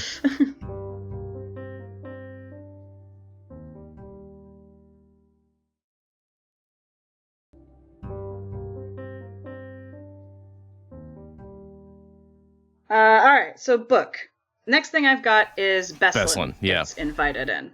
And we have a good, long, pages long sort of interaction between Beslan and Tuon, where basically Tuon says, "You're rebelling against me honestly and for good reasons. And so if I convince you that it's actually in your best interest to stop doing that, you will in fact stop doing that and be a loyal subject." And he says, yeah, you're right. I'm actually a decent monarch because Robert Jordan really likes monarchs and I'm actually not a shithead.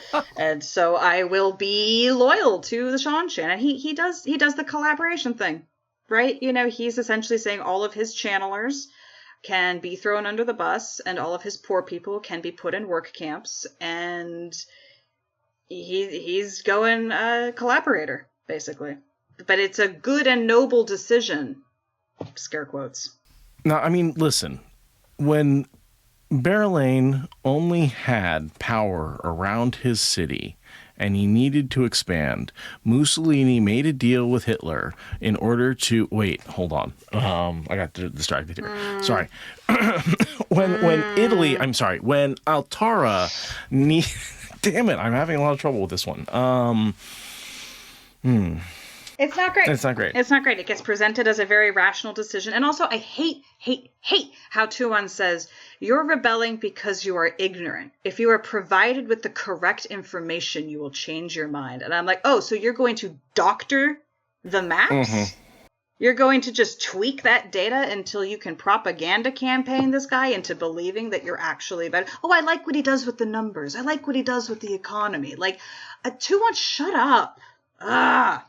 I don't care that she's ostensibly correct. You really don't like it when you point out, like, these characters, when, like, Rand looks at it, Beslan looks at it and goes, listen, the Seanchan are providing economic stability, and I am not. And is the price that we're paying as a society of losing those people worth it? Now, the problem is here that's a false equivalency, right? Because you can provide that stability without also enslaving those people, right? And so I think that's where the frustration comes in, is like, you need to be able to replicate that. But I think the power structure of the Seanchan comes from the enslaving of the channelers. And so the idea is the only way to have this sort of authoritarian society is through the enslavement of powerful people. Yeah. And what's the best kind of society to have, right? And I think that's an interesting question that he's trying to address in these books. Is he says, okay, you have this group of inherently powerful people, channelers. How do you structure it in a way that benefits society and isn't fair? We have the Seanchan who chose enslavement. We have the mainland that chose essentially deification, right? With like feudalism. But then you have all these other groups. You have, and then you have all these other groups, right? You have the Aiel, who have their wise ones, which seems like, advisors without a lot of inherent power, and yet seem to do a lot of... those are warring semi-nomadic clans. Yeah. Then you have the sea folk, right, who have a different way of doing it. Yeah, they have, like, Byzantine bureaucracy at sea. I don't know what the hell they have going on. That's the bureaucracy of rising and falling and firings and hirings, and... That's pretty close to, I think, what we have in our modern capitalistic society in terms of power structure, right? Yeah, I guess kind of so. The idea that you can start over again. You can rise up and you can fall back down. Although I would argue, I'm not sure how much, once you fall at the top of the corporate power structure, I'm not sure how much coming back you can do in that situation. Yeah, well, a lot of that coming back has to do with their long lifespans. Yeah, so, right. Right. But yeah, I mean, it is definitely a question that Jordan and Sanderson are both playing with, is what kind of authority do you want running your society? I just don't think that they're giving the systems that actually make sense a fair shake. They're just saying, well, how would you like the powerful men to be in charge of you? And it's like, what if you're not? You're not, like, I'm feeling very like I'm being presented with two options, and so I'm going to pick a third. Right. Right. Like, I feel like they're saying, well, you can either have the Nazis with the trains running on time, or you can have absolute anarchy and lawlessness. And I'm like, what about communes? Right. Like there should be a third option, right? Yeah. Or a fourth and a fifth and a sixth. Right. And maybe there isn't one way, and maybe it isn't just like different despotic personalities clashing with armies. Maybe there's more in terms of structure. I don't know. I'd say pick your Democrats versus your Republicans, but that doesn't even make sense. It's because... No, this is so much broader than that. Right. So much broader than that. So much. But, that is also the landscape that a lot of these analogies are trying to talk about. So that is a fair piece of the lens to bring into it, is like, but really I think that's more like the White Tower. I feel like this is more like capitalism versus communism. Yes, exactly. Right. With the White Tower, when you're talking about like which Ajah is going to take over, it's like, okay, yeah, they're all still going to support the White Tower and buy into the policies of controlling governments and influence and spies and everything that the White Tower does. Right. Whereas Shan Shan and all of the Randland nations are much more fundamentally looking at the world differently. And they are fighting it out for who's going to control the world. I mean, that is ultimately what this is about, is who is going to be able to take over everyone else. I'm just saying, I don't think there's quite the spread in policies between the Shan Shan and our mainland monarchies that you may think there is. There's not, there's not the rampant collared slavery, but man, there's a lot of indentured servitude in some of these other countries. Oh, it's feudal as hell, but, like, there aren't work camps for the poor, either. There's not literal chattel slavery, either, right? Like, there are some pretty important differences, and I want to like Beslan making the correct data-driven choice for his people, but also I just see collaboration. I mean, and what's the point? I mean, is fighting back gonna help him? Is going to the block to be executed as a noble gonna do anything back? It makes sense that he chooses to stay alive and try to work with his people, but also improve the situation he's from be a good the inside. little collaborator. Yeah. I mean, is he? He proves to be he proves to be a loyal collaborator. Yeah, but look at him, like, as the rebel that he was, who else would you put in his place, right? Who else would you say, somebody who begs to be put in place so he can put his boot down on the people of Altara? No, you want someone who is going to keep the Altarans' interests in his mind and in the upper part of his head when he's thinking about what he wants to do, and isn't necessarily going to acquiesce to everything the Shan Shan say immediately, because he did rebel. He did know that this was wrong. He did have the idea that something bad was happening. And so, yeah, you have to kind of ask yourself, like, who would be better in this situation? Yeah. But still, he did say, you can take all my channelers and enslave them, and you can also put all the poor people into work farms, and that's fine. He did agree to that. Didn't have a choice, but also he agreed to it. Like, both things are true. It upsets me. But I also do like that 2-1 does things like say, I will raise no less than 20 of your people to the high blood. And, like, I mean, she is making a good faith argument from the context of being an imperial superpower. She's doing a good, and she means it. I really like that about her, is that, much like Matt, if she promises something, she actually intends to hold to the promise. She's not just saying it for PR purposes. She's actually trying to convince a heart and mind. Well, and, that's one of the fundamental differences between the Shan Shan and the people they're coming back to conquer, is this idea that the Shan Shan are like, well, once you've said an oath, you hold to it, even if it was said under duress. And so she's all confused. She's like, it's so strange that these people would be willing to elevate one oath over another. And it's like, well, yeah, they're willing to not listen to the oath they had to say with a sword to their throat. They don't consider that an oath the way you do. Right, because they come from a much more distributed kind of power structure, much less top-down, much more chaotic. Less about obeying authority and more about obeying the spirit and the nature of what needs to happen, right? And so, and it was always very confusing. They came back and said, swear the oath, and then moved on with their life. And I feel like this line kind of helps you understand, like, oh, the Shan Shan just have a different culture where it doesn't matter if an oath is said under duress, you are still held to it. Because all their oaths are held under duress, because the frickin' Crystal Throne is a compulsion device. Right, and because they're incredibly punitive and put people into slavery if they don't obey. Like, there's a lot. Yeah, there's no sense of freely given oaths. Yes. They reinforce the not freely given oaths in a way that, Yeah. There's no one to reinforce that kind of thing. Beslan also asks pretty bluntly about why his mother died, which is bold and brave of him. Yeah. Like that for him. Which we know was just the Golem trying to track down Matt. Well, yeah, we know that, but I like how Beslan and 2-1 handle it, because 2-1 doesn't know the answer. Neither of them do. Right, exactly. And so seeing how they handle that and give each other the benefit of the doubt moving through that, I think, is a good bit of character building. So Galgan comes forward with the banner of the dragon, which there's some confusion. The banner of the dragon in this case is the ancient symbol of the Aes Sedai on the red background. It's also the gold dragon on the white background. Both of those have been referred to the dragon banner or the banner of the dragon at various points in time. Yes. But basically he's saying, hey, I know you didn't actually try and kill me last time, so I'd like to meet with the actual Empress of the Shan-Chan this time, instead of an imposter who's trying to kill me, please. Right. And she has not decided about if she wants to engage with that or not, but it's being presented again. And she has a cool conversation with Galgan where he's basically like, hey, you want to run home to your mommy like a little bitch? She's like, no, I'm an adult. And he's like, respect. And so, you know, because I kind of think of as being like Gareth Bryn, old, battle-hardened, knows what he's doing, choosing to put his weight behind a young ruler because he thinks she can actually cut it. Sure. A lot of parallels between Elaine and Gareth Bryn and Tuon and Galgan. Yeah, exactly. There's something going on there because he's not a bad guy and he's not incompetent. You know, he's just doing his job and choosing, like, yeah, you're younger than me, but I think that I like how the power structure has arranged us, and I want you to just do well with my war, with my armies. So this basically comes down to him saying, we've got two obstructions. Like, we're trying to take over the whole continent, and there's two big problems we're dealing with.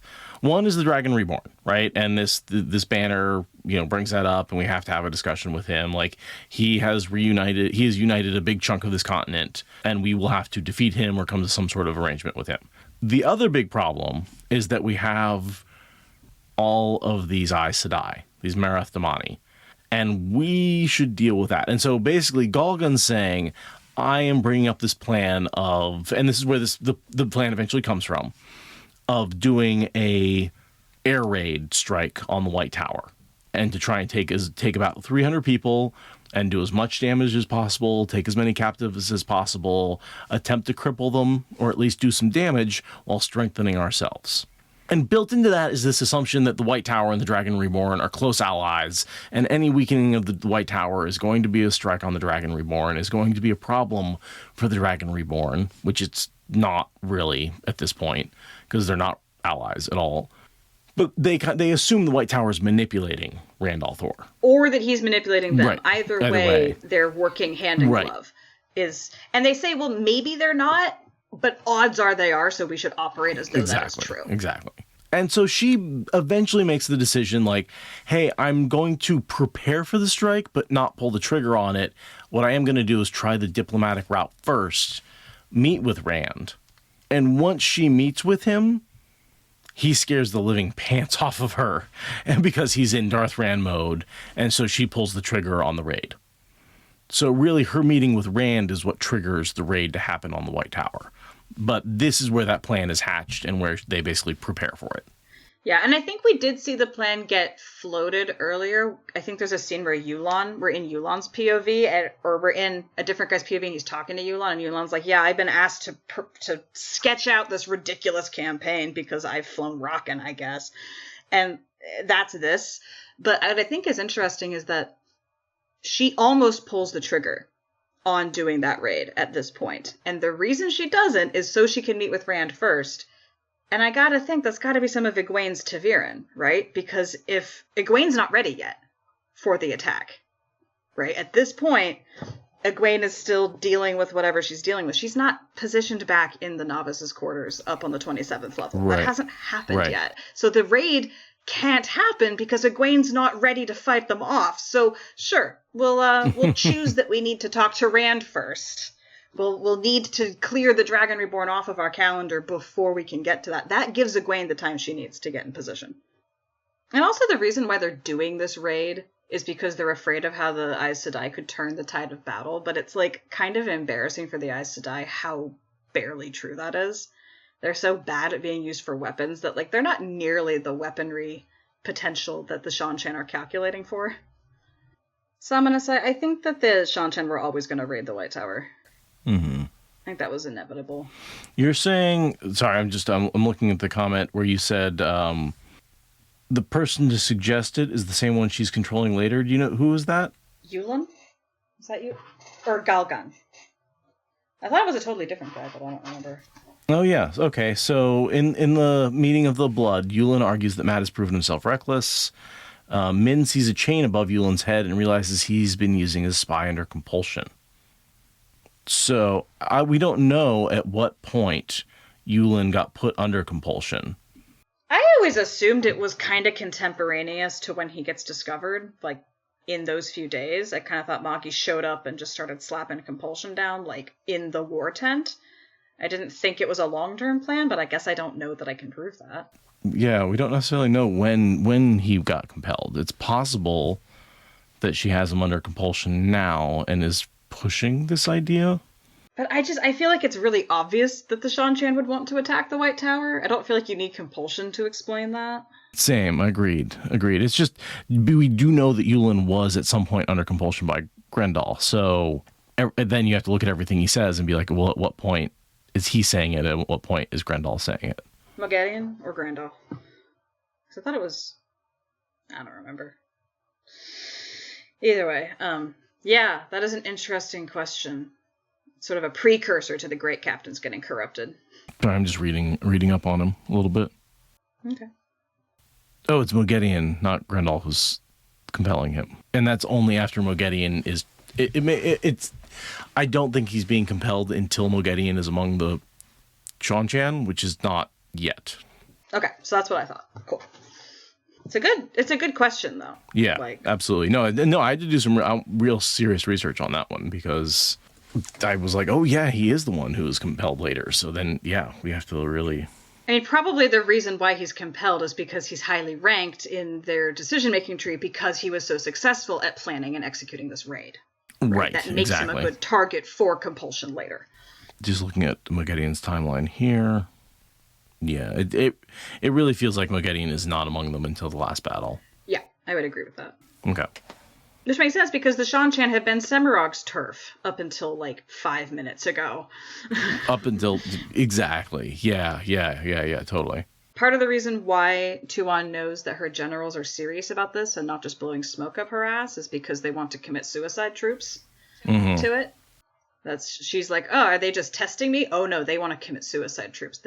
They actually mean this for real. Well, and they can take a bunch because they're not flying back and they want to leave space to bring Aes Sedai back, right? So they can, take up a few seats because it's a one-way trip for them. That'll leave plenty of room to bring back the Aes Sedai that we need to bring back. Yeah, they talk about going with a force of 300 and the capacity to bring back as many as 300 people. Like, it's a big transition of bodies that they're talking about. And the Blood Knives are, like, not just sent to kill people, they're sent to disable and destroy everything, right? Infrastructure, bureaucracy, power structures, trust, documents, whatever they can destroy, they will destroy. Which I don't understand why they're so bad at it when they actually do get unleashed. They don't do shit for, like, days and days and days until Gawain finally, like, takes them down. So you don't think murdering Lone Sisters counts as doing anything? Not on the level that you're talking about. That's because that is their job, is to assassinate. And then you said, oh, they're supposed to do all this other stuff. And I'm like, did they? I know. It's weird how they I think it's a Shanshan bias because they're so focused on the Marath Damani of it all. And they really, they might be Blood Knives, but they're also Shanshan, right? They see Marath Damani as the most existential threat. So why would you waste any energy on anything else? But, from where I'm sitting, the best way to take the Aes Sedai apart would be to just, burn the records, right? Yeah, like that. Right, do a little more destruction, right? And also the rate at which they're killing sisters is pretty damn slow for a couple of Blood Knives. They kill, one every couple of days, and it's Right, get the flour from the pantry, blow up the kitchen during breakfast shift, just, annihilate one of the kitchens. Right, and, you're dying. What are you doing wasting time? You'd think they'd be slaughtering people, sister after sister after sister. I assume that they're trying to get to Egwene. I assume that they're trying to, test the defenses and figure out which Aes Sedai they could kill to make the most. Because, again, they're looking at Tuon, right? They're the leader is where the order emanates from. If we can get rid of the leader. I just think they're really narrowly focused on how the Imperial Shanshan world looks at everything else. And they're not They're not doing great, like, field research for the situation they actually find themselves in. I'm just saying that their praises get sung, to no end, and they basically don't do much. They get taken down by Gawain, right? Like, granted, after he's weaponized some of their own technology against them. No. No, he doesn't get the ring. He doesn't know how to use the rings until after. Yeah, he kills them. No, he does put the ring. No, because he doesn't initiate the death timing into Demandred. He learns what the rings are, and then zips home and doesn't use them for that fight. So yeah, they get taken out by Gawain. He doesn't know what the rings are till after he kills them, takes the rings off of them, and goes, "What are these?" I mean, he knows they're blood knives, but like. No, he finds out what the rings are 5 minutes before he saves Egwene's life. That's right. Like, that information is what triggers him to zip back home and get into that situation. But he doesn't have time to activate them, right? Like, that doesn't happen. But, yeah, the blood knives should have been way cooler. Yeah, they should have been way cooler. They get presented as, like, an all-purpose Swiss Army knife of destruction, and instead they're just ninjas. Instead, they're Harry Potter with an invisibility cloak and a knife. God. And the blood knives is such a cool idea. Like, rings that give you, like, properties akin to how a fade can operate in the light. Like, that's super cool. Little, like, temporary warder boost. Like, what a cool assassin tool. And then, yeah, Gawain is what it all wet farts on. Like, Lord. Anyway, Tuon says, do you think that this is all worth the risk? And they say yes. And she's like, all right, dope. And then Selucia's like, wait. You have a difficult decision to make. Maybe fucking sit on your hands and think about that for a good 30 seconds. I have a question here where she says, Aes Sedai so far had proven useless as weapons, but was there some way to twist their supposed vows? Something Matrim had said in passing made her suspect they could. What is she referring to? And I don't remember anything that he said in passing that could get around vows about Aes Sedai doing violence. I think he said something sarcastic about how, like, they can get around their oaths to, like, maybe the throwing things at him with the medallion, or like the way that they can twist their oaths against lying. He said something sarcastic about Jolene, and she decided to, like, extrapolate way too far. That's what I think happened. I wish there was a quote or something that, like, some way to relate. Like, what quote are we talking about there? I think we're just talking about Matt's general sarcasm and callous flippancy around the Aes Sedai and their oaths. That's all I can think of. I was thinking it was something strategic he said in passing, one of his, like, military quote things where he's like, well, you could use them for traveling and healing and all that kind of stuff, right? Like, well, maybe it was the third oath. The fact that there are exceptions in the do not use the power as a weapon, the fact that exceptions exist is, like, enough of a door for her to be like, oh, well, like, what if we, like, put their warder in danger? Then they'd have to kill them, or something like that. Right, maybe that's where her mind's going. Maybe if I put them in danger, they can be used as weapons. Because that's the one way he does, is basically they're like, do I feel in danger enough to attack? Yes, now I do. Okay. Yeah. Which, I mean, arguably that is twisting your oath. If you put yourself into danger, then you've chosen to use the power as a weapon and gotten around your oath against doing that. And of course, they say traveling is worth it. Even if we get nothing but traveling, that's worth the risk. Which, true. They also want the atom bomb that doesn't exist. Right. Yeah, right. Right. They're like, oh, that big explosion, it'd be so cool. And they figure out it's not real. But traveling, they make the very correct gamble that traveling is worth it. I don't know that we really see them utilize traveling in a way that makes it obviously worth it in the books, but, like, when it comes time to retake Seanchan, that's going to be an absolute game changer. So I'd also like to point out this moment that, like, I don't know if this ever happens at any other point in the series, but a character actually turns to another one and says, I have not been able to sort the lies from the truth. Instead of asserting that they can know exactly what's happening based on rumors and hearsay, he goes, I don't know.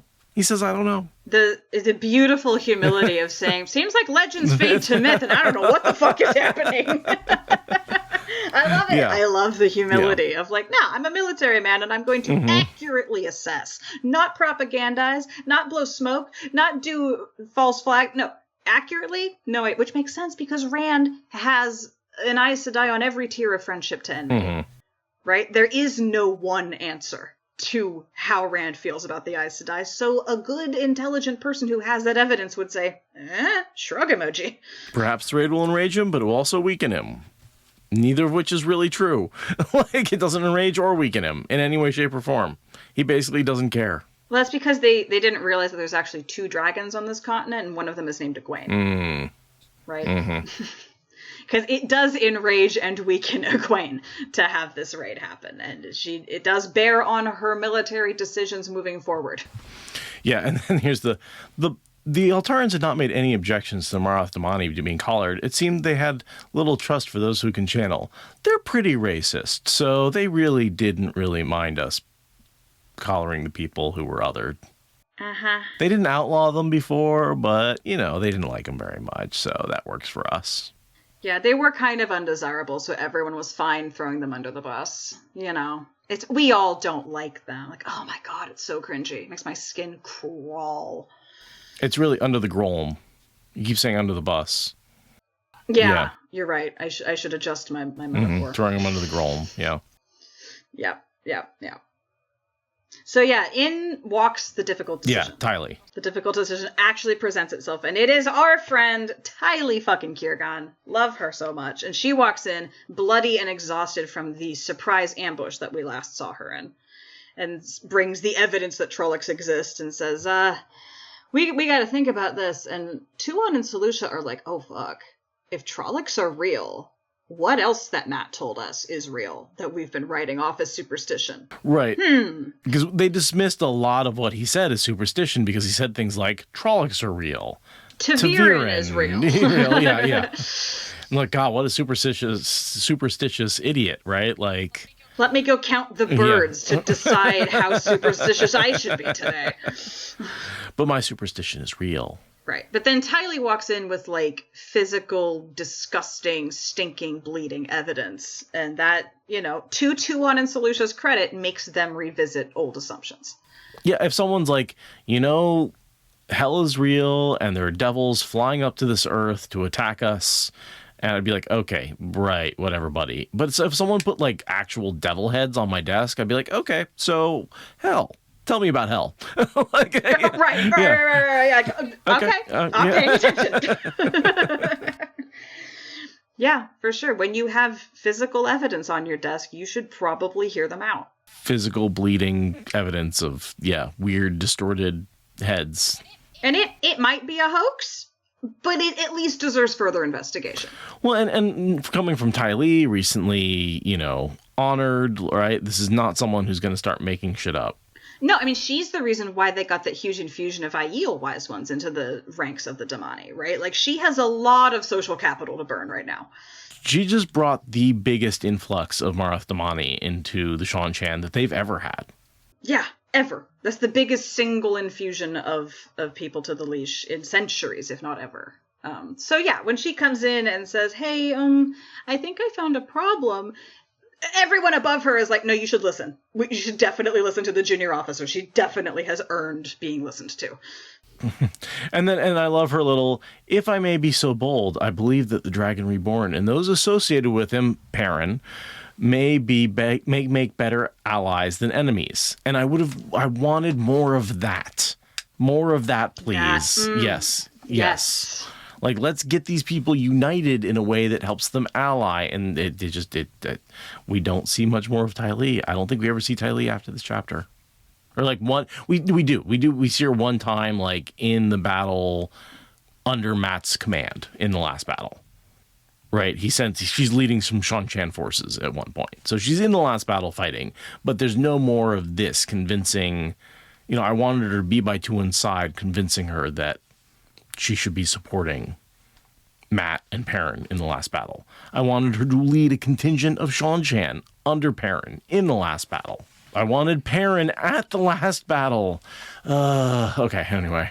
Yeah. No, but it would have been great if Galgon had been I need her to be my attaché, second in command, person. And then she's just there in the tent the whole time and gets tapped at some point to do. Yeah. Because, her and Egyanan are the two Shanshan characters who start out stock Shanshan and then move into like starting to unpack all of their societal bullshit and starting to question if maybe the Empire is wrong and starting to question if chattel slavery of magic people is wrong. And like you see the beginnings of that changing perspective, and like we need that. We need to see people go through that process. And we get these two little hints from these two strong, competent, military-minded women. And then it just kind of like fizzles.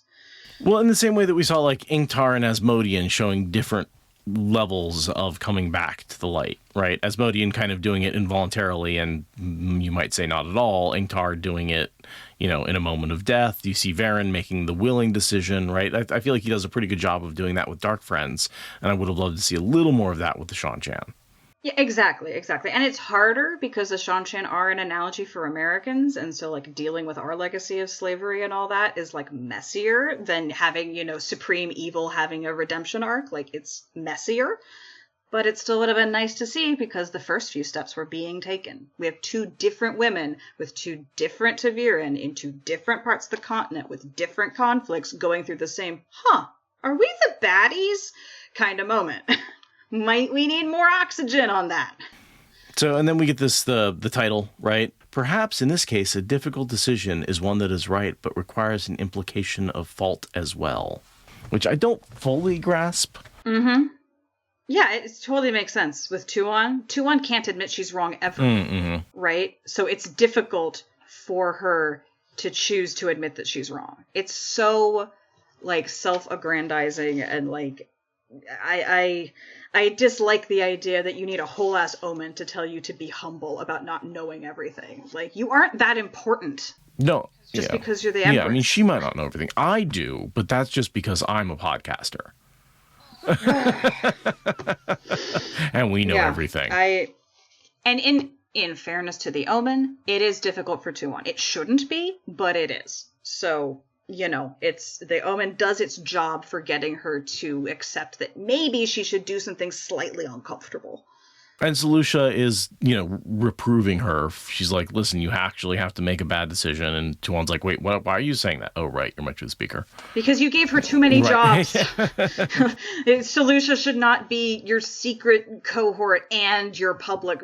No. Like, but I'm convinced the only reason they did that is because he knew he was going to set Min up as her truth speaker later. Yeah.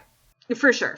And, like, I get it, like, from where Tuon's coming from, she can't trust anybody, so put all the jobs on Selucia. But, like, I would like Selucia to yell at her in private and be like, I don't have that many hours in the day to do all these jobs. But, yeah, she tells Tuon to sit down and think about it and be humble, and Tuon goes, all right, fine, I guess I'll, like, talk to Rand. Right. I'm going to prepare to do the raid, but I'm going to go talk to the Dragon Reborn first. And his scary ass makes her do the raid. Right, and she's like, I guess I'll lower my eyes to deign to talk to literal Jesus. And then after the meeting with Rand, she's like, well, now that I'm done talking to Jesus, I can take my full authority as queen, because the Empress could never have talked to Jesus, but, like, the Daughter of the Nine Moons can. So one connection I think we don't talk about, because we emphasize how much Shanshan really is, you know, Imperial America, but how much it also is Imperial Japan, and how much... Sure. You have this Empress is God worship of this person who is divine and speaks divinely, and this inheritance that's gone on for a long time, you know, generation after generation, and the atrocities they, you know, perpetuate, and the islands and everything like that. Like, I think there really is a lot of Japanese imperialism in the Shanshan.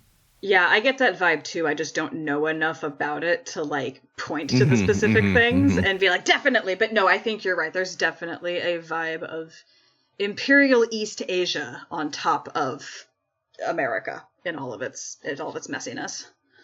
Because that's what Robert Jordan did, right? He took the whole world, threw it into a bag, shook it up, and pulled out the parts he wanted. Right. Like, that's what he did. But no, yeah, you're definitely right. It's not entirely America. There are some very non-American flavors thrown into that mix. And that's all I have until the readout. Yeah, same. I guess I will read us out then. Sounds good to me. Order must be brought to the world. If she had to do that by lowering her eyes slightly and meeting with the Dragon Reborn, then so be it. Oddly, she felt herself wishing, once again, that Matrim were still with her. She could have put his knowledge of this Randolph Thor to good use in preparing for the meeting. Stay well, you curious man, she thought, glancing back at the balcony, northward. Do not dig yourself into trouble deeper than you can climb to freedom. You are Prince of the Ravens now. Remember to act appropriately, wherever it is you are. She misses him. Aww. I almost have sympathy for her, and then I don't. It's hard not to like Matt and Tuon as a couple. It's really hard not to like them. Yeah, and this is where I think Matt and Elaine would have made a really interesting couple. If we want to...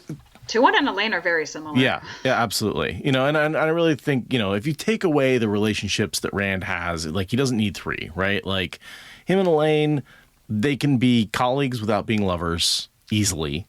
Yeah. And I think Matt would take the place of, sort of that imperial trickster who, Tom's place, if you will. Yeah, totally. And then, I don't know. I think that an Avienda could be also Elaine's lover. But Matt and Avienda are like constantly trying to kill each other, and it's not a joke. See, I can have them having more of a relationship the way Matt has a relationship with Brigida. It's just like, I'm not in any way attracted to Avienda whatsoever, but I'll drink some Usquai with her and throw daggers at poisonous lizards and we'll both have sex with Elaine, and that works for us. Right. And then it works better with Elaine having, as queen, and her arrogance, having multiple lovers as opposed to Rand, who... Rand does not have the emotional bandwidth for three people, but Elaine does. Exactly. That's entirely what I'm saying. Yeah, and then Tuon could just, like, I don't know. Tuon and, I don't know, Galgun, whatever. Ew, he's like twice her age. Oh, you're at Creed. Her literal adopted dad. Who else is in her life? God. Nobody. There's nobody else. Right. She could. She can just be Ace. She can just be our Ace. Our Ace colonist. It'll be fine. Or maybe she could. I don't know. We don't get enough good characters from the Shan-Chan to even That's true. have fodder for this. Aegyanan? Yeah, or some random Suldom. I don't know. All I know is that Matt and Tuon is one of the most believable courtships and relationships in the books. Like, I actually see them growing together and gaining attraction in a way that none of the other relationships really do, for the most part. So I like them, even though I don't like them. Min and Rand spend time together. Not with the same changing dynamic. Fair. Like, I don't know. I see the most relationship development along normal relationship lines with Matt and Tuon. Even though it is very taming of the shrew, at least they're both equally participants in the game. Right. Because they're both because taming of the shrew, in a lot of ways, they're told by their friends that they love each other, even though they don't. And that's kind of how the whole relationship starts. And here it's not friends, it's prophecies, but it's basically the same idea. Is like, if you're told you're going to fall in love with these, if both people are told they like each other, how does the relationship progress from there when neither wants to give the other one the upper hand? Right. Yeah. There's a lot of prophecy relationships in here, but I like Matt and Tuon most, and I think it's cute that even as she's planning to do, like, some serious war crimes, she's also like, I miss my boyfriend. He made me feel safe. And this is where I actually think Lan and Nynaeve works really well. Because just the respect, you see them developing respect for each other and their skills over time as they travel. Yeah, I don't really see it. Like, kinda, but I believe it more with Matt and Tuon. Fair. Whatever. Relationships are not the Wheel of Time's strong suit. I even really like Tom and Moraine, even though most people are like, what? Where did that come from? I know, most people think it's the worst romance in the world, and I think it's one of the best. I think it's because it's so subtle, but it's still going on there. Because neither one would admit it for a second. I don't like it. I don't like it. I don't like that the canonical lesbians get a boy as their reward for doing it. Well, that's just very 90s. It's so 90s. Also, I liked whatever. I've run out of words. Well, you don't want to talk about relationships in the Wheel of Time for another couple of hours? I'm pretty sure my internet connection's getting a little worse, so I'm going to have to get out of here. Sorry, bye. Okay, we'll continue this conversation another time.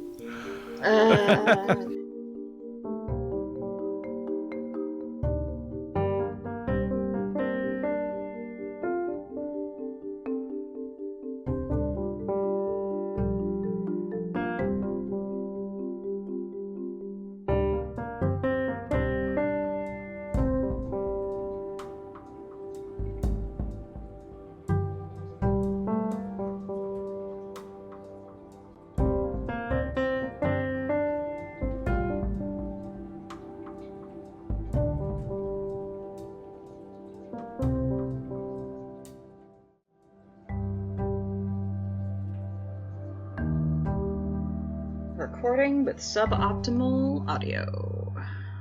I mean, it might be better audio. I can see the waveforms are bigger than usual, so it won't have to get bumped up so much in post. So that's going to be interesting. All right, so we are recording with Aradia on the road.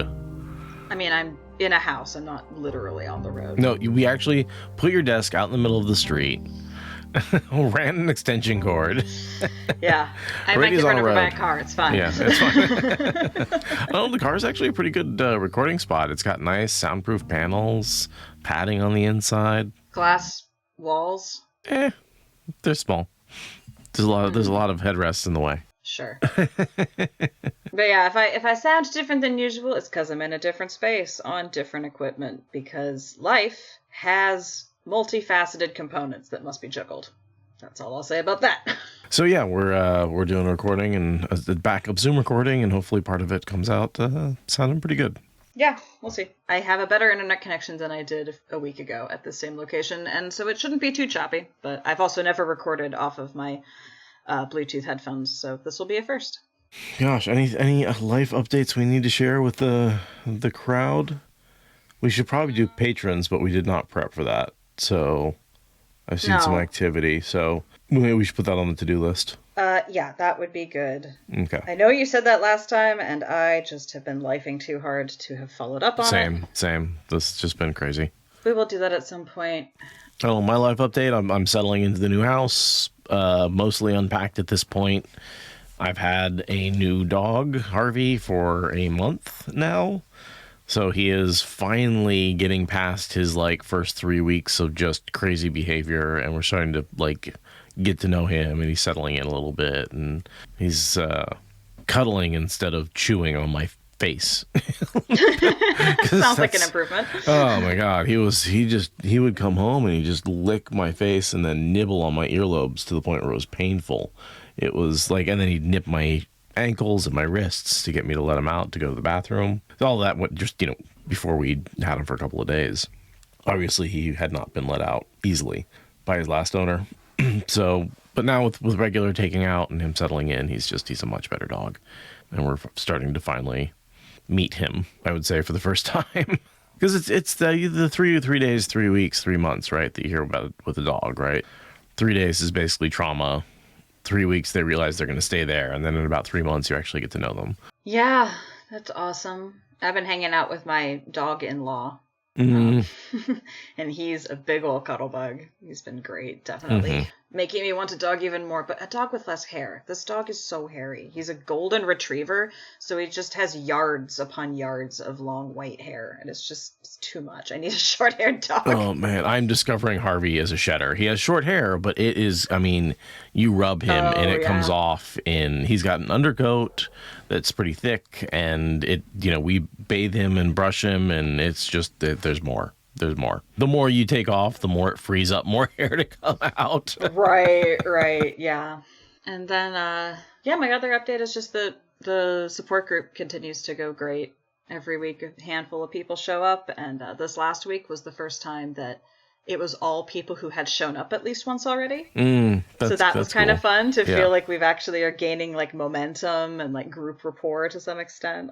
So I'm continuing to get a lot out of that, and hope that people continue to join us, because it's a good time. I'm recording on the computer time. Alrighty, this is pretty bad. I don't know what to tell you, dude. I'm hardwired into the wall. We may just have to postpone recording if it's that bad, because I can't listen to that for 2 hours. I can barely stand it for 30 seconds. So, yeah, Aradia's dropped out of the project. I've replaced her with AI. Oh, yeah. No, I feel like we could definitely train AI on the podcast to be like, make a podcast episode about chapter 25 or something like that. And, feed them the chapter, feed them the podcast audio, and the AI would just be like, it would sound really confident about asserting things that make absolutely no sense. It would connect two characters that are not connected. I feel like we'd have to like type out a script and then just have, or maybe like have somebody else do that other side of the podcast and just have AI make the audio sound like Aradia, but then it wouldn't read like her. Well, I have no ability to control what's happening. Hey, it sounds good now. Great. Yeah, I know, right? Yeah, I was just saying how the second you disconnect, I realize I'm in a closet talking to myself. It's very weird. It's fine as long as you're here, but the second you're gone, I'm like, what's going on? This is very weird if I take it out of context. All right. Well, are you still recording? Mm-hmm. Yeah, it's been recording the whole time. Okay. Cool. Should I start over or? You're the editor. I'm just tired. Oh yeah, I can understand. Are you sure you want to record today? Are we with technical problems and exhaustion in the chapters? Is this going to be a pointless recording or a poor recording? We'll find out if the internet cooperates. Let's give it a shot. All right. We at least can get through floor beans. I bet we can at least get through floor beans. Floor beans. Please, let's get through floor beans. The least anticipated chapter, the most negatively anticipated chapter of this entire read. Thank you for listening to the Wheel of Time Spoilers podcast. Please rate and review us on your podcast app, and consider supporting us on Patreon for ad-free episodes. What Spoilers is a production of Fox and Raven Media. For more podcasts from Fox and Raven Media, visit our website at foxandravenmedia.com.